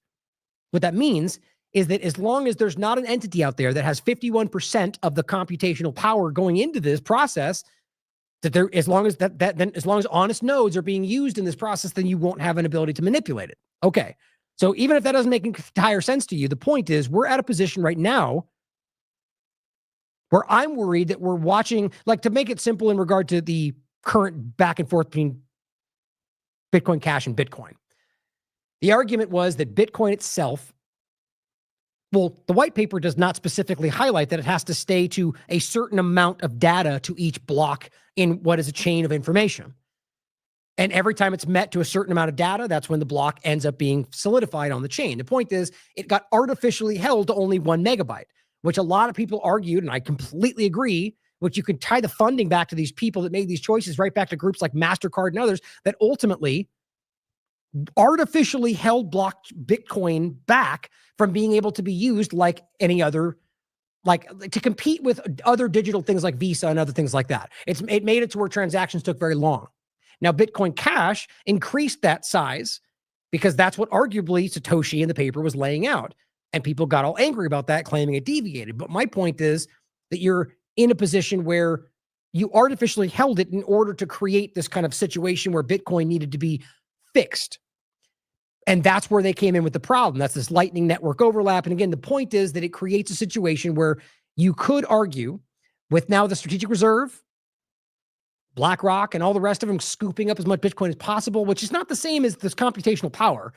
But nonetheless, the idea of the controlling situation where now you have a situation where a power structure, let's say the US government, could argue they're using this, and that's where this comes into play. The screenshot that Trump, let's say, rolls out something like this that says we can use this to make sure that you are in fact, it is a digital ID, but it is decentralized, which even myself, I'd be like, okay, I'm listening. Like, I don't want any, but decentralized, it's different. And they get you to think this is the solution to the digital ID, but we need it because that's the future. You can see them arguing this. Then we think it is decentralized. We think that it is private, but the reality is because of the controlling 51% of the power, which I argue they probably already have. I know that's going to be contentious, but look, if you want, feel free to reach out to me. I think it's very clear that we are possibly already past the point that we're worried about, that they can then create what I would argue is sort of an opaque chain alongside of it, right? We're talking about a situation where like another layer of the blockchain that is hiding what they're doing. And ultimately what it does is you can double spend, is the argument within the white paper, but it's more than that. If you have a situation where you can ultimately spend money as the government under the guise that you're being transparent, but then manipulate the way it perceives and actually create a parallel chain that becomes the reality because of that power, how do we ever find that out? Especially when you have people in positions of like partisan influence that don't care and want to make money on Bitcoin, which effectively that would cause if you are in the right circles. I think we're in a position where this creates exactly what I'm worried about. That's just my notes for myself, which ultimately is the leading into the digital ID discussion, but also the worry that we're being tricked into a position which sounds like what we want, but ultimately creates a digitally enshrined, like almost near impossible to see version of exactly what we already have. Right? Like the Pentagon and not being able to be audited. Well, guess what? Now we'll be in a position where they'll do that too, but they won't even worry about it because on paper, it looks like everything's fine, or on the blockchain. I'm telling you guys. Now, I know that's probably really confusing, and I'm still learning myself, but the reality is this is actually something that is very real in the conversation. That there's very real. That's why I brought up the Bitcoin Cash point, is there are veins of this conversation that argue that we've already been hijacked. And even you could even go to the BSV point and say that there's an even more blockchain size in that. It was another fork. But the point is, the idea of Bitcoin Cash and the ever increasing size of the blockchain, which is arguably what he recommended, would stop that from being possible because you continually increase that. And it would, the point is that they've got this stopped in a position where I think they've already accumulated that. And I think that's why this has been chosen. And I'm worried about this being the nail in the coffin for where we go next. But the simple point is about digital ID and how that could be a way to create a situation where it appears to be decentralized, but is not. We discussed the general point of digital ID, the foundation for technocracy, in another IMA panel from the 27th of September, and realized that it's all being built out, as I said before, right now in front of us. In the US, being rolled out in another Trojan horse dynamic through the border.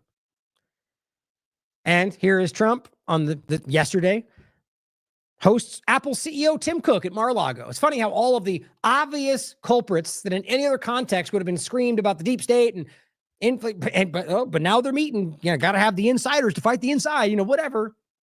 It's just funny how easy it is to just ignore what obviously and otherwise would have been a concern.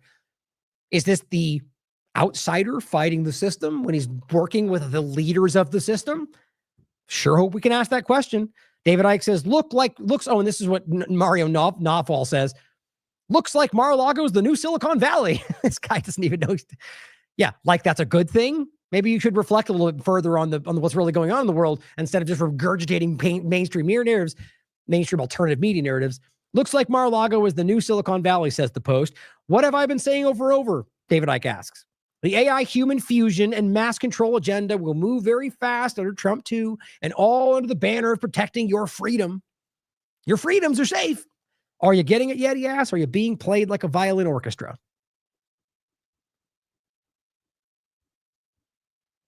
And I'll include this article as well. I already mentioned it, but the point about how this is already rolling out. The Technocratic trial balloon. Now, let's talk about, well, you know what I think I'm going to do, actually, that I put in the chat. Oh, I did, actually. Here, I'm going to do this too, since I put it in the title. Unfortunately, we went longer than I expected. We're already almost at 3 hours. So let's do this. Where am I getting lost on this here? Oh, here we go. So, overlapping this with the conversation we just had. I think it's very important to realize that Israel is a central player in the idea of globalism and the technocratic rollout. They're the ones boasting about how they're leading and controlling the tech field today. Just realize how clear that is. And some of the people that refuse to want to point that out. Well, I wrote this, did the show on the 20th of November. Trump is, quote, solving government-created problems to roll out your Israeli-tested AI control grid, quote, solution. I literally just went over that. That's what I think is clearly happening in front of us.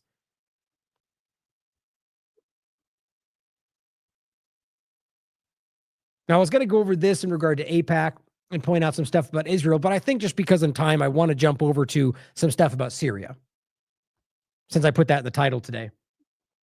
I'll go over this and the rest of what's going to happen what I'll point out in a minute in the next show, most likely tomorrow. Now, this is since I showed you, this is just an AIPAC post that they deleted. It says, this week, the House passed a bill with major pro-Israel provisions. Overall, the bill includes more than $627 million in authorizations for critical U.S.-Israel programs. Yeah, I want so first to point out that they left it on Instagram and Facebook, but very clearly did delete it on Twitter, which I find very telling. Either way, the point is $627 million, over $500 million for your government spending to go for things for Israel. That's what that is, you realize, because you go through line by line, and I'll play it for you next. I grabbed it. And then here's even Gen X Girl who posted it on Twitter as well. This should make you very unhappy, not least of which is because they're committing a genocide in multiple places, but just because it is not in your interest. There's nothing about this that benefits you. They always use some generalized, opaque argument about how we're fighting off the evils of the Middle East to keep you safe. It's just simply not true. They're the ones, along with the U.S., who are creating these problems over there. The reality is that you are allowing your tax dollars to go blindly into the hands of a Zionist, technocratic, authoritarian, alarmist government. This government is the problem. Like right now, if you look at what's going on in the world, compare it to the moderate rebels and all the rest of it, and the Hayat al-Sham, and realize that these are the groups that are making that happen. And your government is sending $500 million, or rather outlining in a new legislation piece to go to them. I just don't understand. Is that America first? Isn't there things that you could argue as Republicans that money would be first needed in this country? Conservatives, sure, but Republicans, no, we're high-fiving about the next thing because pro-Israel, and that's the team sport politics. Now, here's what it says. Listen carefully, because all of this stuff is coming out of your pocket.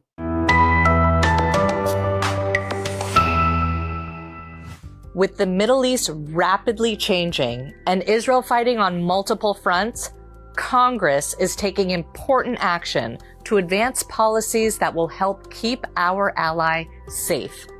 This week, the House passed the National Defense Authorization Act, the major annual defense bill that authorizes the Pentagon's budget. AIPAC worked throughout the year to ensure vital U.S.-Israel defense programs were included in the bill. And I'm proud to report that all of our key priorities are in this legislation. All. The bill authorizes $500 million for missile defense programs like Iron Dome. So most of that money goes into Israel,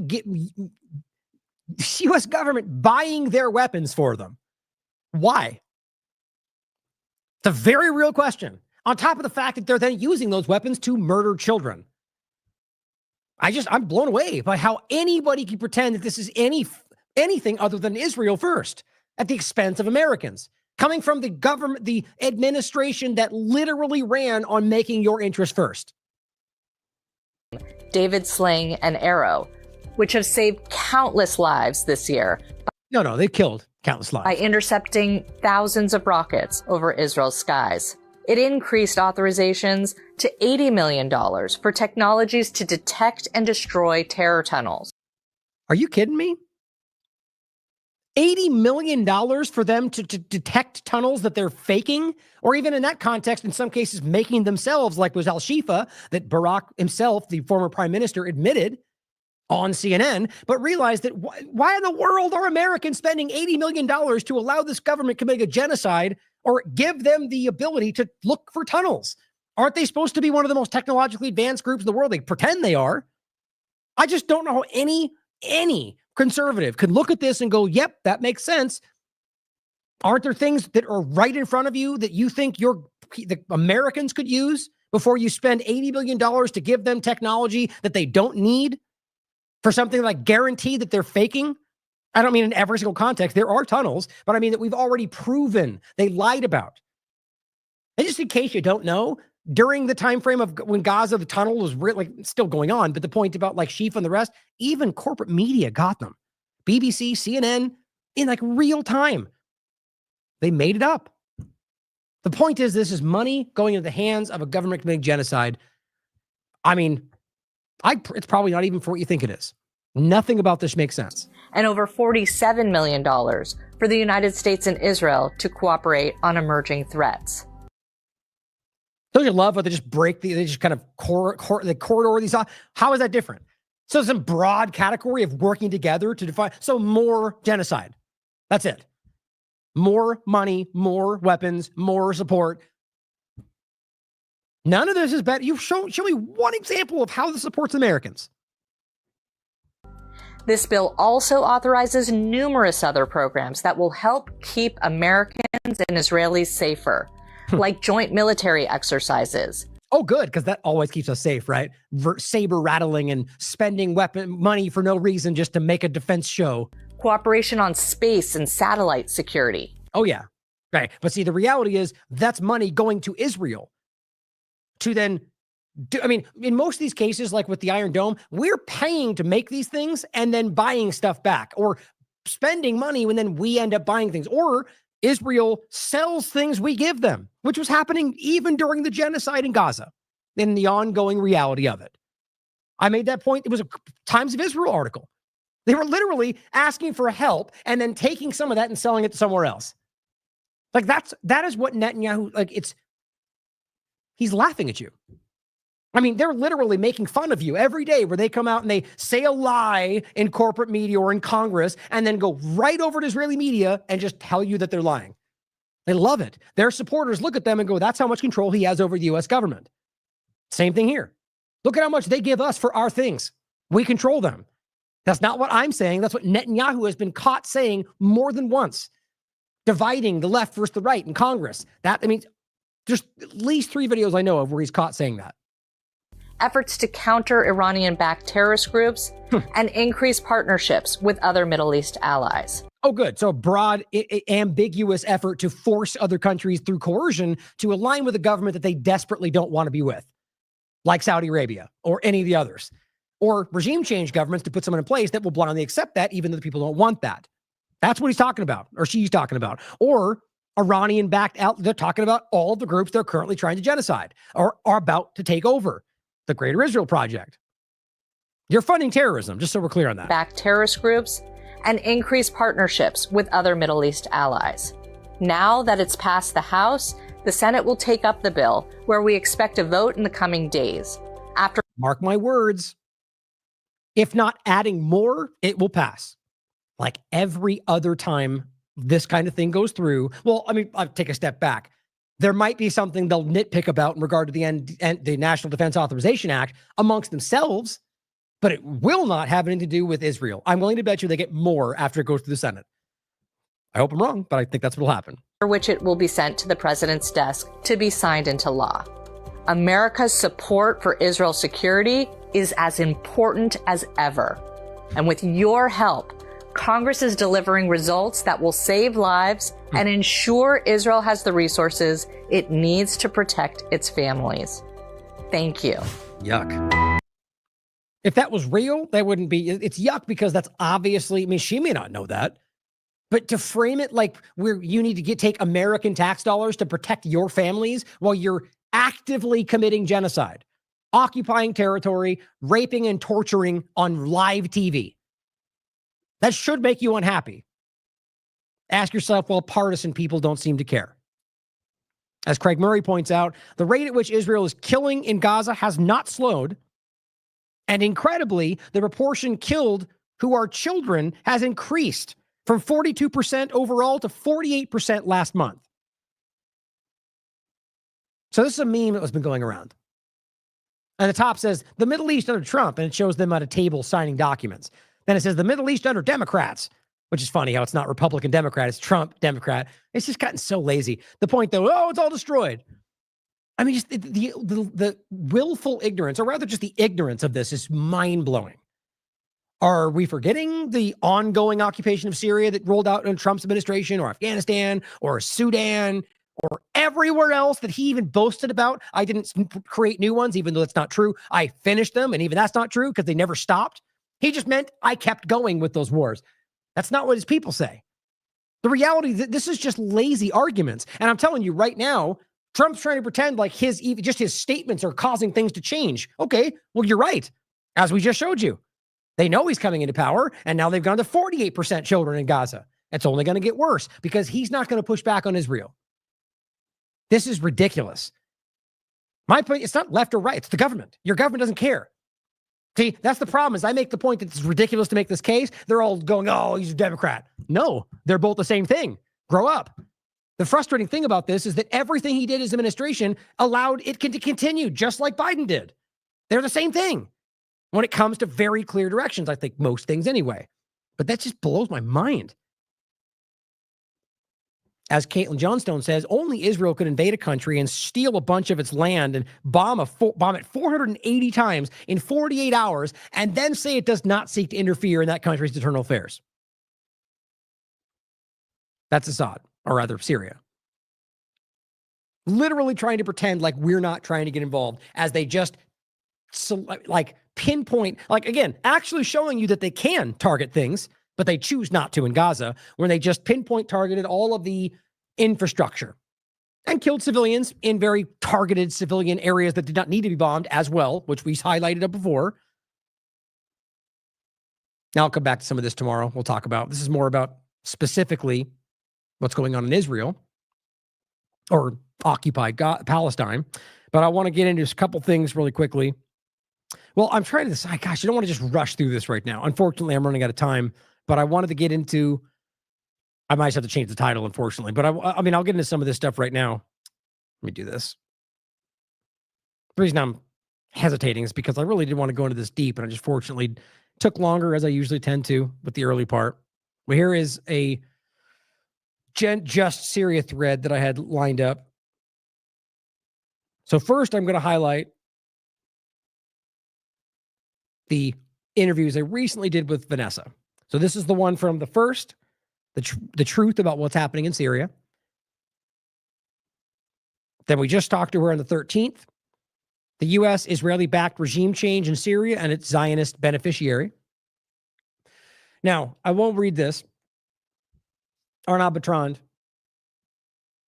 says, what's happening in Syria is probably the most incoherent geopolitical event I've come across. And the more you look at it, the more confusing it gets. He goes, I mean, just look at this list. First of all, the speed of Assad's collapse makes very little sense. After successfully holding out against multiple enemies for 13 years with Russian and Iranian backing in a brutal civil war, his regime suddenly crumbled in just 11 days with almost no bloodshed.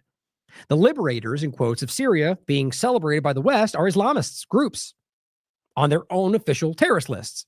The country's new leader, Al-Jilani, which has a new name now, which I'll probably show you in a second, still has a $10 million bounty, which they're talking about removing, even though he's still a terrorist organization, for founding the Syrian branch of Al-Qaeda. Biden called this a historic opportunity for a long-suffering people of Syria to build a better future, while his administration continues to occupy a third of Syria, controlling its oil fields, maintaining crippling sanctions, and bombing its territory, along with Israel, thereby obviously very much compromising this better future. Assad's prime minister immediately agreed to work with the rebels, and they accepted him, despite being mortal enemies for 13 years. Al-Jilani, after years, or I think that tends to show you that he is the culprit that probably allowed this to happen. Jilani, after years of orchestrating suicide bombings and sectarian massacres, all which comes from a Zionist direction, that's where that stuff originates. Realize that makes sense since these are U.S. Israeli-funded proxies, is now suddenly positioning himself as the diversity-friendly jihadist, which is about as dumb as it gets. So as the idiots like Tom Cotton out there screech about why intifada means terrorism, even though it doesn't, it can, like any word can, but it means resistance. Jihad does actually have a very specific meaning. And the point is now they're going diversity-friendly jihadist, moderate jihadist. It just shows you how stupid these people are, and rather how clumsy they are with their narratives. But either way, how dishonest they are when they try to jam down your throat people that are literally calling for an end to genocide, literally calling for a peaceful resolution, and framing them as Hamas-loving maniacs while you guys are funding Hamas and funding the terrorists in Syria. It's absurd. But I think more people than ever are beginning to put these dots together, connect the dots. That's why this is getting crazy. Russia, he goes on, despite being in an alliance with Syria dating back to the Soviet era, billions invested in protecting Assad, and their own Mediterranean naval base in Tartus essentially shrugged it all and let their ally fall, which just doesn't make sense to me. Certainly possible, but I think there's more to it. Syria's new leaders remain bizarrely silent about Israel invading their territory and the U.S. bombing and occupying their country. They've said nothing about their strategic assets, including the entire Navy and Air Force being destroyed by U.S. and Israeli air raids. Like, that's just not hard to recognize. I mean, this group is now in control, and they just effectively lost every actual military value. Not a peep. No, that you only don't make a peep when that was the objective and you're on the side of Israel and the United States. The U.S. maintains its occupation of a third of Syria, including most oil fields, claiming it's necessary to, quote, ensure the enduring defeat of ISIS. See the point? Which is why they started bombing and going, ISIS suddenly, and we're bombing weirdly in coordination with what just happened in Syria. We're bombing ISIS over here. Just coincidentally, even though recently ISIS rose up every time Israel needed to and fought Iran. ISIS attacks Iran all of a sudden, even though we're told that that's the leading state sponsor of terrorism. Don't think too hard about it. It's dumb, guys. It's obviously flimsy. The idea is that they need to use ISIS to rationalize why they have to continue to steal from Syria under guise that they're fighting terrorism. And by the way, as he says right here, despite Trump declaring in 2019 and the U.S. repeatedly confirming that sense that the U.S. has defeated ISIS in Syria. Oops. I mean, it was dumb when Trump said it because the next few weeks there was a thing from ISIS. Like, it's just narratives and partisan support. Western media largely ignore this ongoing occupation while celebrating Syria's liberation, which shows you they're complicit, both sides of it. Hamas, while in the middle of the war with Israel, which is very interesting, took time to congratulate Syrian rebels, even though Assad was there and Iran's longtime ally, and Syria's fall significantly weakened their own position. So here, on that point,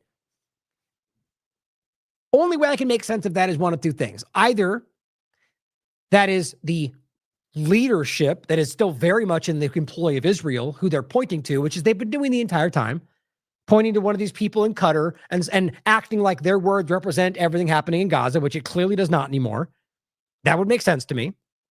Or there are elements there that still are influenced by Israel. Because you have to understand, that is completely counter to everything they've been doing thus far, counter to what is of their interest, whatever side they're on, because of what's happening in Gaza. So to me, it just doesn't line up. Or the third possibility is that this was all completely, from every part of it, manufactured by Israel, which in a way would make sense in a large way. But you can decide for yourself. And it says the U.S. celebrates the liberation of Syrian prisoners while operating its own concentration camps in the country, which is the reality right now, literally right now, as according to Amnesty International. And before this even started, April 17th, 2024, injustice, torture, and death in the detention of northeast Syria with the support of the U.S. government. They're talking about these terrorist organizations and groups and in cases, well, it's up for, you could talk about the many different elements that they're probably supporting in these areas. The point is U.S. government support. And they're torturing. They are detaining people indefinitely. Funny how that's not the story. Funny how we needed to jump into another story to make that case. Point at the prison that Vanessa Bailey has broken down as a complete manufactured story. I mean, it's just constant, this stuff, like all of the chemical weapons accusations. It says holding tens of thousands of indefinitely without trial, the U.S. government, half of them children, but that apparently doesn't count as oppression. Turkey is fighting against the Kurdish-led Syrian Democratic Forces with apparent U.S. approval, which how many times do the Kurds need to be screwed over by the U.S. government before they give up on what they keep getting dangled in front of them? Kurdistan, part of Syria. They've been used so many times, and they always seem to fall right back into whatever the U.S. wants to use them. They jump up and hope they're going to get what they want. Turkey has always had designs to destroy them.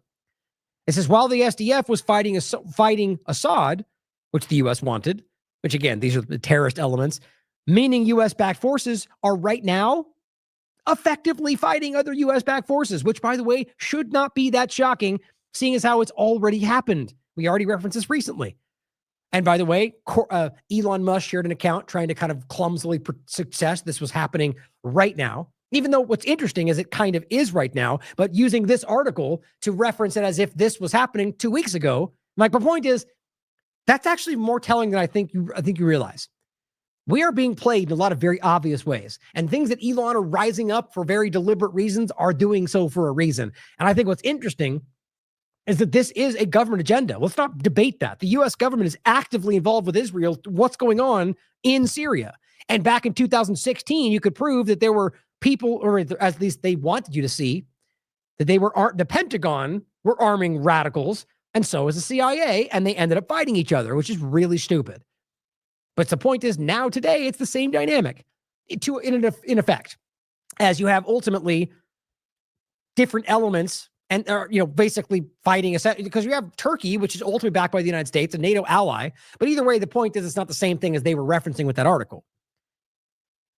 I just think it's obvious how many times they're trying to mislead you in very specific ways. But the point, going back to the Kurds and the SDF, is that these are groups, just like any other group, that get used by these forces. How many times did it point out that every big boogeyman of the past, right before it, was a chief ally of the United States? Saddam Hussein was a major ally before he wasn't. Osama bin Laden was an absolute ally, as the Independent and Washington Post called him a warrior of peace, until he suddenly wasn't. It's the same thing with all of these groups, guys. And just to or Hamas being funded, I mean, it's funny how that works. It says Iran, normally eager to defend its regional interests, suddenly abandoned billions of investments and a crucial strategic ally in their axis of resistance, evacuating their personnel and citizens within hours. Truly one of the strangest chapters in modern geopolitical history. Every possible explanation contains its own contradictions, and most players are acting against their own stated principles and interests. I mean, that's really important to hear. That's about where we are right now with that point. I mean, ultimately, I don't think anybody truly understands why every one of these moves made sense. And that's why I still hold out the point that it seems logical to think that there's another shoe that's about to drop. Maybe in the idea that was as I talked about with Vanessa, a strategic defeat for a larger Middle East win, which every day seems less and less likely. Or it was a calculated action that we're going to find out more for, or maybe they sold him out. The point is that just right now, it doesn't add up, especially since every element, like Iran and everybody else, seem to be putting in their own thoughts, which either way, the point is right now, the right thing to do is put a pin in it. We don't know, and we have to wait and see what plays out. But what we do know is that the U.S. government and Israel are tearing apart the remnants of Syria. And who suffers? Syrians. As their radical ISIS patch-wearing extremists run through the country murdering people, which is what's happening. At this stage, it looks like the simplest explanation might go something like this, Arnon writes. The U.S. welcomes the fall of a longtime opponent. Neighboring powers like Israel and Turkey see an opportunity for territorial gain. Rebel leaders seem willing to accept loss of sovereignty and territory in exchange for domestic control over diminished Syria. Russia and Iran choose to cut their losses given other regional priorities. Now, that would mean that they're kind of being dishonest about what the outcome was or why, but ultimately they were stretched thin. That's what Ukraine, remember, that was the first argument we made, miring Russia for other interests, just like back with Afghanistan, same thing. And now they were unable to help. That does make sense. And smaller players like Hamas are scrambling to adapt. Still, the unprecedented speed and coordination of these events suggests we're missing some crucial pieces of this very strange puzzle. Very much agree. Very, very strange. Oh, this is interesting. And this person points out, this is really an excellent appraisal of the situation. He goes, I want to throw one more nugget your way. This is apparently a spokesman of Hayat al-Sham. Guess who he's doing an interview with? A pro-Israel think tank. Really? I mean, they are really pulling out all the stops. Like, I always ask, how in the world, if this is always the way it's been, which it does seem that way, the more you look back, how Israel ever manipulated people with such horrible propaganda? I don't know. It just power and blackmail, apparently. The bottom line is it's crazy to think you can go from 30 seconds ago, these people telling us they're fighting terrorism, to now normalizing interviews with a leader of a group that's still a recognized terrorist organization. It just shows you what we've always been telling you. They don't care. They work with these, or rather, more simply, these are elements and proxy elements of the U.S. and Israel, period. As we've highlighted in the last recent shows about this. Using terrorist forces, Israel moves to take Syria, and they openly admit they support al-Qaeda, which they are. And as Israel further occupies Syria, Western-backed ISIS patch-wearing terrorists begin executions. Wild. Now I'm going to skip some of this. I'll read Vanessa's next time as we go through this more in depth. But as Patrick Henningsen points out, Israel is now actively ethnically cleansing parts of southern Syria, ordering evacuations of villages around Dara. Settlers will gradually follow. They're already having community talks about where they're going to put settlements. As he writes, sound familiar? It should. It's exactly what happened in Gaza. It's exactly what they just moved over into Lebanon. Now it goes into another part of their greater Israel project. All shockingly easy to see. You know why? Because their media is pointing to it. Their settler communities are having conferences about it. They literally have maps of Syria and Lebanon where they have Hebrew names for where their settlements are going to go. And you get your Blinkens and Matt Millers and Western corporate media who call you crazy and call you a racist for pointing at what they're telling you they're going to do. If you can't see how compromised that is, you don't want to. Saren Girl points out they're already occupying Syrian villages. Here's the IDF doing what they've done in every other location. Taking pictures, writing on the wall, wearing lingerie. That's what they do. Here you have Masonic Shabbat lunatics, as BM writes, printing their Tanya book in this location in Syria, performing their religious rites on Syrian land. I mean, guys, it's very clear what's happening. Tiberius, Israel has bombed Syria over 500 times, as of the 12th, by the way, plenty more by today, since Assad fell, and has annexed land 6 times greater than Gaza. But the Western media hasn't said a word because their journalists, in quotes, are merely mouthpieces for the criminal empire. Very sad. Russia is pointing out, again, why we haven't heard from Assad, I don't know, or why they haven't addressed that. But Maria Zakharova says evidence will reveal the U.S. and Israeli involvement in the coup in Syria, which I think it's transparent right now. Solomon Ahmad points out a Al Jazeera report, which we should be very skeptical of in this conversation. But the point is, or any, question everything. What they're claiming in this report is there's 4,000 Turkish citizens who have been exposed for being members of the IDF. So you have Turkish nationals who are working within Turkey that are actually IDF members.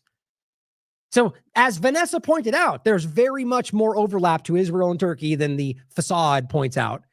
Jerusalem Post, right? Israel has no more excuses for entering Syria, rebel leader Jelani says. So this is what he says out loud.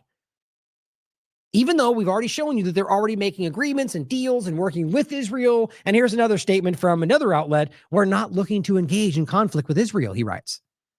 It says, we're not looking to engage in conflict with Israel and cannot bear such a battle, says Al-Shara, which is his new name. Again, moving names. So over very short periods of time, average people lose connection with who he really was. And they've already done that before, from Al-Qaeda or Al-Nusra to Al-Hayat al-Sham, one step at a time. And most people lose it within weeks. The point is, when's the last time you heard any one of these groups go, we couldn't bear such a battle? You know what that sounds like to me? Bad Israeli propaganda. A group going, we just can't succeed in such a monumentous force. Oh, Israel's so powerful. Doesn't that, I mean, sounds silly, doesn't it? But that's what's interesting is you can clearly see this group is trying to put forward a face that we're going to stand up and Israel can't do this anymore. But clearly, when you look at the full picture, have already made statements. We're not going to fight Israel. We stopped at the border of the Golan Heights. It's obvious what you're looking at. Earlier, the Associated Press reported that Syria's interim government is urging the UN Security Council to take measures to force Israel to halt attacks on Syrian territory and withdraw from northern areas it has entered. Okay, I'm sure that'd be great, but guess what's going to happen? Do I need to explain it? The UN says move, even though, guess what? They already have that in violation of the disengagement agreement from 1974. They're occupying the Golan Heights. The UN's been clear about that for decades. They don't care. Just like they don't care about the genocide they're committing. We all see they don't care that they're occupying Lebanese territory. They don't care because no one's doing anything about it. And the U.S. and the rest of them have let it happen. So my point is, it's an easy illusion for them to go to the UN and make a big statement about how Israel can't do this. So the UN goes, yes, reiterating the reality that you're doing something wrong. And they go, we don't care. Then it makes the illusion that they're fighting each other when they're not. Of course, that could be wrong. That's my opinion about what this looks like. But I think regardless of him saying this, it's unbelievably clear these groups are working for the U.S. and Israeli entities. It's unbelievably obvious. You watch these shows if you need to understand more. It's not debatable. Now here is Saeed Mohammed Marandi pointing out an 8-year-old video of this guy, Jelani, the one they're telling you he's split. You know, this is exactly the Azov movement moment. Or now they want you to think, no, 2017, he split with those bad guys, right? Even though right up until moments before this, they were telling you he was the biggest boogeyman alive, right? So that's the same game. Now, even better, he says 8-year-old video, the moment he supposedly split with Al-Qaeda, right? Well, it goes, anyone who believes that Hayat al-Sham is any different from Al-Qaeda, maybe you should watch this video. Read every word. Guess what it says? Oh, here. Hold on. I got it right here. I'll play this one. It's easier to see. Or is that it? No, it's not. Shoot. Yeah, I was going to show you. That's why. So you don't have to hear what he says in the beginning. Yeah, he's basically saying, here's when he split and here's what he said. The point is what the subtitles say. So he says, my fellow Muslims everywhere, to the honorable people of Syria. I'll cut to the chase. Yeah, right there. He says, we would like to thank our brothers and commanders of Al-Qaeda in general. So that's apparently a guy we're told broke away from Al-Qaeda because they're bad guys and he's better than that. Even though then went on to commit terrorist acts and be funded by the U.S. and Israel to do all sorts of terrorist acts. But we're ignore that now because we're in the Azov movement time frame where now we pretend it never happened. And it says, and we'd like to thank our commanders and Al-Qaeda in general, and names them off specifically, many of which you've heard before, and may Allah protect them. And he says, we thank them for their stance, whereby they gave priorities to the interests of the people of Al-Sham. That's the Hayat Tahrir al-Sham point. And their jihad and their revolution. It says, as well as their proper assessment of the general benefits of the jihad. This noble stance will be recorded in the annals of history. Their blessed leadership has and shall continue to be an exemplar of putting the needs of the community and their higher interest before the interest of any individual group. This is who your government currently is supporting. And they know that. They know you can see this too. They have practically implemented the words of Sheikh Osama bin Laden. Oh, look at that. Practically. It says, when he said the interest of the Ummah take precedence over the interest of any state. Is that what it says? I can't read that. Hold on. Make sure I said the right word. Ummah. Then it says, the interest of the state take precedence over the interest of any group. I mean, you get the point, right? So this is the video they point to when they say he broke from Al-Qaeda, because he did, but he said our friends and our commanders and in honor and what they did. Like, he's literally saying, we are the same. I honor them, right? It's just incredible. This is the same game. They're doing it all over again. And that's where we get this from. I mean, this is not a joke. This is the Washington Institute. You know, Patrick Clausen and Iranian submarines might not come back up. Like, these people are think tanks that talk about war crimes. The point is, how serious diversity-friendly jihadists plan on building a state? They're laughing at us. They literally are. This is absurd. If this was in the Babylon Bee 2 weeks ago, we would be laughing our butts off about that because it's funny. That's crazy stupid. And here we are. Diversity friendly. Now, just to make my point I was making before, and then I'll probably wrap this up.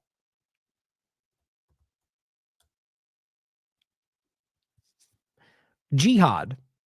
Okay. The meaning, it's an Arabic word that means exerting, striving, or struggling. Now, that you could argue would be something that you could just say, well, we're struggling, right? And it could similarly be like the same, like an intifada. But here's where it gets more particular. And it says, particularly with a praiseworthy aim in an Islamist context, which is what we're talking about, it encompasses various efforts to make personal and social life conform with God's guidance.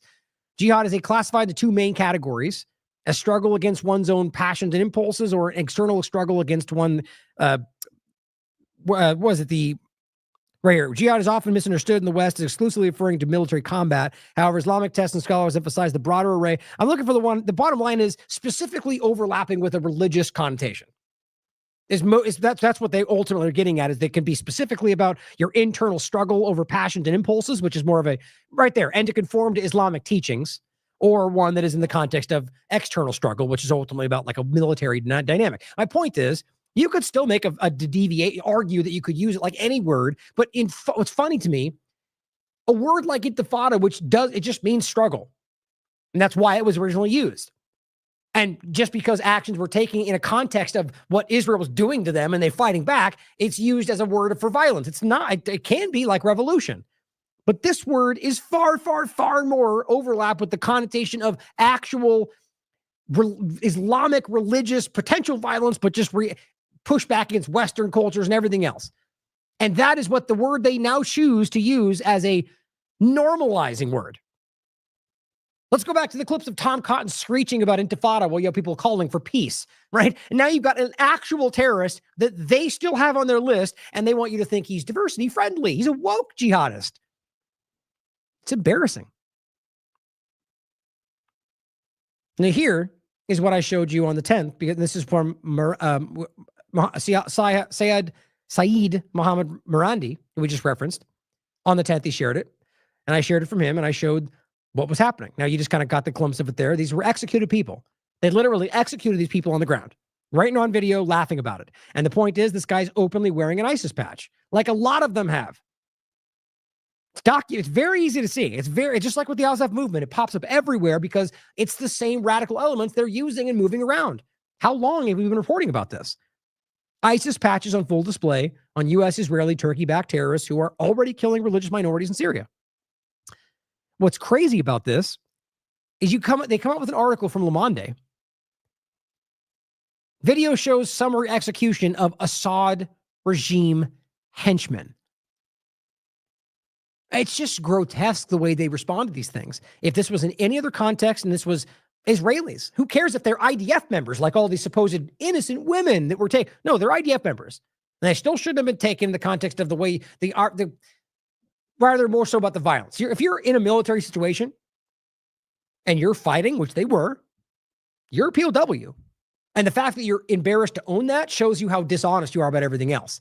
But what I was going to say is that children, for example, were taken, which was a crime. That needs to be acknowledged. The point in this context, though, is if this was in reverse, the point is you would never get into what they would just be, these innocent people were murdered. But what's frustrating about it is, aren't we supposed to be arguing these are people that are fighting for some kind of, a positive outcome for Syria? And what about some kind of process? They're just executing people in the streets. Wasn't that what you keep saying Russia's doing?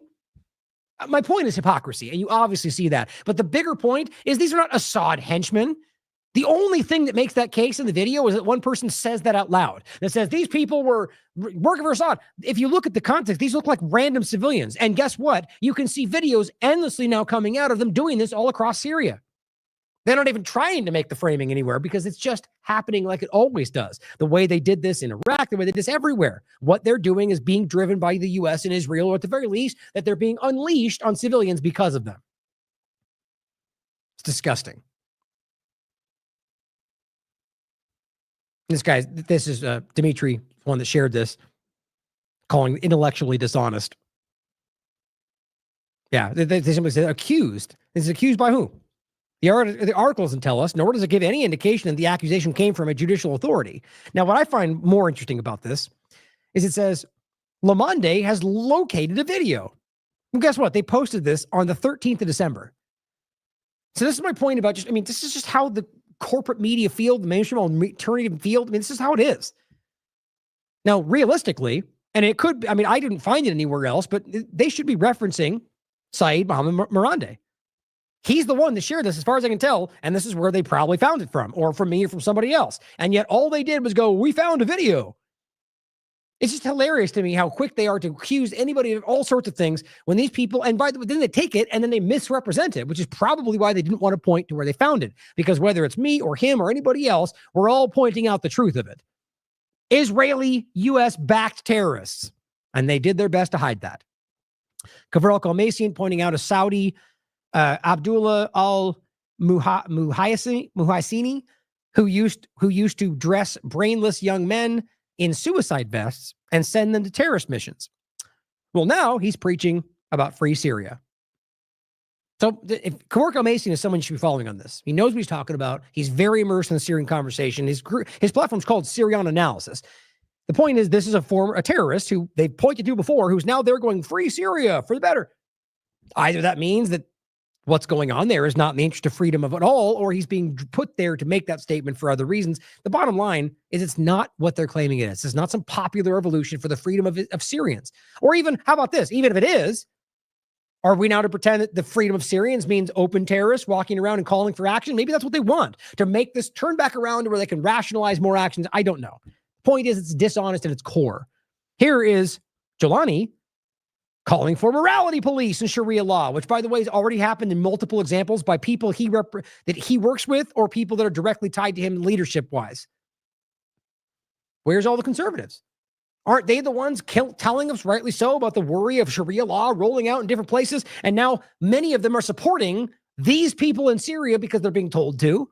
I should say Republicans, team sports style. And don't care that they're rolling out what they've been telling us to be worried about. Blind spot. Patrick says there's no more debate. The quote, moderate rebels are Al-Qaeda and ISIS. This Taliban regime was installed into power by a NATO coalition of US, UK, Turkey, as well as Qatar and Israel. Never forget that when the bloody civil war, in quotes, starts. And see, he sees it too. It does seem to be leading to some manufactured constant war, which is what they benefit from in every way, whether it comes to human trafficking, organ trafficking, child trafficking, whether it comes to resource theft, all this stuff. And if you think that stuff doesn't happen, you're not paying attention. Every single one of these wars, there's major, and I mean like high-level reports. The missing Syrian children, the organ trafficking from Gaza. It's constant, guys. It's a billions of dollars around the world. And here's what Blinken had to say.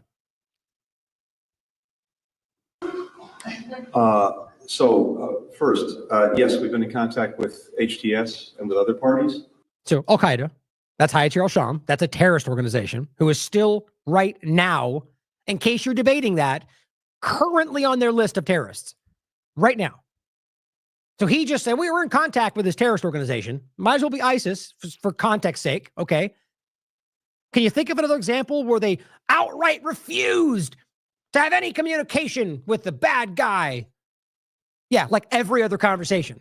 Like like clutching your pearls at the fact that Trump would talk to them, or the idea that we can't talk to Russia, Putin, they're bad guys. Okay, but here you are immediately making contact with a registered terrorist organization. Yeah, oops, that's pretty hypocritical, but you guys have lost the plot. We have impressed upon everyone we've been in contact with the importance of find Austin Tice and bring him. Or, and I can't believe I missed the most obvious point, Assad. You're to believe that you refuse to have contacts with Assad because he's a bad guy and immediately meet with the worst group. It's ridiculous. I shouldn't have to explain anymore. The reality is obvious that it's not about which group is worse. It's about which group will give them the most power and influence. That's it. Assad was not willing to give up his people's interest for the U.S. government or the Israeli government.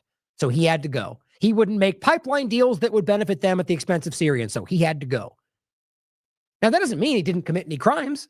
The point is that's irrelevant to the conversation of whether the U.S. government removed him illegally, not for the benefit of Syrians, but for the benefit of them at the expense of literally everyone. And we know that's what's happening, guys. And we've also shared the principles that I just laid out for our ongoing support, principles, again, that have now been adopted by countries throughout the region and well beyond. Yeah, because you don't have any principles. It's kind of hard to follow the lead about principles from a person who has none or an entity. You guys have shown in spades that you do not care about anything. There is nothing sacred. Why would anybody follow your lead? All this is about is trying to gaslight and bluster right now about how you're the leader. That's, again, how many times do you have to say it? People that just constantly stress, I'm in control, I'm the leader, I'm powerful, we are strong, are usually the opposite of all those things. Now, I don't mean they don't have military power, but I think you get what I'm saying. We communicated those. That's direct contact. That's direct contact, yes. With regard to Russian withdrawals, I can't comment on anything beyond what I've seen reported in the media. So certainly see stories showing withdrawals. Beyond that, I'd refer you to others in the administration. Now, Vanessa and I talked about this many times over the years. Here's one from 2020. Turkey and U.S. openly protect extremists in Idlib as lies begin to crumble. Well, don't forget. I mean, it's a weird conversation. Like, even at that time, it was like, we're defending the innocent people of Idlib. And then all of a sudden it was Idlib is the biggest Al-Qaeda hotspot in the world. But then we're defending it because they're saying, it was at the same time. Same thing's happening right now. Now, yes, there was innocent people there, but the point was it was completely, just like Idlib or Al-Tanf and Rukban camp, these were U.S., Israeli, mostly is U.S., but Israel, Turkey had access to these things. Turkey was more so Idlib. The point is that they ultimately were hotspots of the worst people in the country, in the areas that they were then using, as we just now saw, filtered back out into Syria. So the point is, we were told they came from Idlib. You can prove at that point that they were telling you they were terrorists there. I mean, I could even show you again the one you've probably all seen. Idlib province, look, Idlib province is the largest Al-Qaeda safe haven since 9/11. That was Brett McGurk. Okay. And so that was right around the similar time frame. And the point was that at that time, you could show them defending as Syria tried to take it back. And their guise was they're trying to kill people and civilians. No, it was quite obvious what was going on. The same exact thing's happening now. So we were simply pointing out all the way back then. Now the story, these people come out of Idlib, and we're not supposed to acknowledge that it's so lazy. But I really do think it comes down to a lack of direction, or that they just don't care because you seem to fall for everything. Not you personally listening, but as a general audience, most people seem to, who are in the partisan field, kind of go along with these things. Now, lastly, on the election point, they're now calling for 18 months for this transition period. I mean, it's so clear where this goes. And at the end of the day, I think it's important to ask the simple question. If they were to suddenly allow an election and they were to vote in Assad, surely possible, right? What do you think would happen? They'd say no. They can't do that. Assad's a bad guy. Right? So, okay, so that's not democracy. So then it's not really an election. So you're allowed to vote only for people we like. Sort of sounds like our elections in this country, doesn't it? That's the point. That's what they're living through. The same thing you're living through. The illusion of choice that lead in the same direction. So every time you hear them push these things forward, make sure you recognize an election is not real unless you can choose what you want and they would abide by it regardless of what they think. Ultimately, like even don't forget like the Hamas point, it's the same analogy, but don't forget, I think there was more influence there. Hillary Clinton's comments about rigging it in the first place. Either way, at the end of the day, we know that they'll either manipulate this, rig it, or not allow it to happen at all. In the end of the day, Syrians have repeatedly shown that's the case. But again, this gets into conversations that you either acknowledge it or you disagree with it because of partisan narratives. I mean, I could be wrong, of course, but I think the evidence backs up the reality. He is not what you guys pretend he is. And that's the point I make right there. Yeah, I think I'll leave it there. But I do want to reiterate this point toward the end, that as we're talking about these fake, ridiculous arguments of people coming out well-fed, tan skin, oh my God, I haven't seen the sun. It's just absurd. It is absolutely absurd. And that's what my point is, that when you continue to see them fake things like this, you must acknowledge that means that it can't be the full picture that they're claiming. I think it's quite the opposite. But as we pointed out, here's Amnesty International. April 17th, telling you that the U.S. government, with the people they're supporting, were torturing people. No one had a word to say about that. And again, Israel is now pivoting to Iran. Israel sees opportunity to bomb Iran after downfall of Assad. Here's Netanyahu on the 12th, making a big statement about Europe speaking directly to Iran. Think about that. He's literally in the midst of overthrowing a country, and he turns and goes, Iran, you guys need to overthrow your oppressor. That's the point, because that's where this is going. You don't think for 1 second, Vance and Trump, everyone all floating these arguments, guys, if you can't see, it's not about America. It's about Israel's agenda first at the expense of you. Aaron Mate, thread from an Israeli pilot on how regime change in Syria and the ensuing Israeli bombings have made it a lot easier to attack Iran. This casual conversation. Antiwar.com, despite talk of nuclear leap, little about Iran's enrichment program has changed. Now, this is just, I'm not going to jump into this now. I've talked about this many times, but the frustrating part about this is the State Department and the IAEA have repeatedly stated that they're not seeking a bomb. The only thing they point, and this is my point, this is now rolling back out again because through the upcoming Trump administration and the Israeli push, they're rolling out the same old dumb, lazy narratives, which is that Iran and bomb, we have to do something about it. Well, guess what they're pointing to?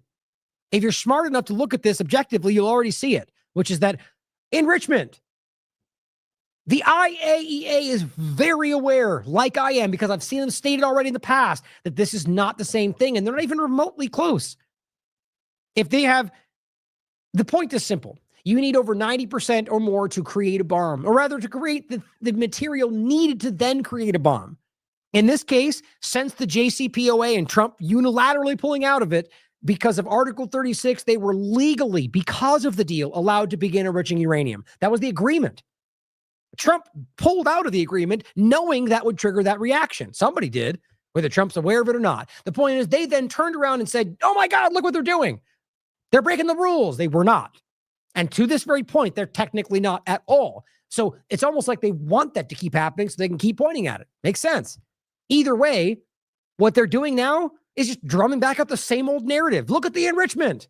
Well, guess what? They're still not at the level they need to make even the material to then begin making the bomb, on top of the fact that these very same entities, like the International Atomic Energy Agency, have already said they're not, and the State Department very recently. Trump considers launching preemptive airstrikes on Iran. Guess what? To stop nuclear development. It's like clockwork, guys. It's very obvious if you know where to look. And here's the antiwar.com. Trump transition team considers strikes on Iran. And I'll end with this clip for you. But the point, guys, is that very clearly, it's just building very obviously. And if you think it's anti-war, America first, look, this is all hypothetical. These are all just what things he said. He hasn't even actually been inaugurated yet. So let's realize it could clearly go in another direction. And I hope that's the case. I will happily say that I was wrong if they go somewhere else and he saves us all from X, Y, and Z. I don't know why anybody wouldn't want that. The sad thing is, though, if you're also being objective and willing to consider my perspective, the evidence points in that direction. As he says that's what's going to happen, as his team says that's what we should do, as Israel drives them to, as he keeps pointing. I mean, it's just very transparent. I know from the kind of Q side of it, it's, well, we'll save them for last. We're tricking them. Sure, I'll even go along with that. I hope so. But at the end of the day, if we are sleepwalking into this or the guys that he's tricking everybody else, maybe he's tricking you. Certainly worth thinking about. I do not think going to war with Iran or allowing Israel to overthrow countries, which only then creates more destabilization, which then causes more immigration, which causes then more blowback. I mean, it's like clockwork, guys. They're making this happen and then blaming everybody else for things that they drive to reality when we can prove from step to step, like we've seen with the immigration conversation and every dynamic. All I'm asking is that you consider that, be on guard as it rolls out. Just don't allow the partisan narrative to take control of the conversation because we lose sight of what's happening right in front of us. I think it's very transparent. The technocratic element, the Zionist element, it's all rolling out in front of you. And I really always hope I'm wrong about this, but I think you have to acknowledge that it's pretty clear with Peter Thiel, all the rest of it. But anyway, I'll leave it there. The point is to be skeptical. Thank you for tuning in. I'm going to most likely be getting to a show tomorrow. I'm going to try to do it earlier, actually, but the point is I'll get to more of the Syria conversation, and I'll be adding tomorrow some of the updates. Hopefully we get more information by then about just what might be going on, Assad, different points about that, as well as some other things that pop up in general. But as always, reach out, send us some information. If you think something's important, get it to anybody in our circles or get it to myself, my email, brian@thelastAmericanVagabond.com. And again, ending with support in general. If you guys believe in what we're doing, if you believe in the value of what we bring forward, whether it's the daily wrap-up, it's Derek's writings, or anybody else on the team, show us that. Whether that's reaching out and saying we believe in your work or deciding that it's worth something to you to continue to support us because we can't do this without you. So please show us what you think is important. Now, and I mean more than just the financial aspect. Like, I really love getting something, and anybody that writes to us knows. I don't know very few people out there, anybody that writes to us, we respond with a handwritten letter of, and I mean, the reality is clear that it's important to me to make sure that you guys know that we're reading it, we're talking about it, it matters. And it does.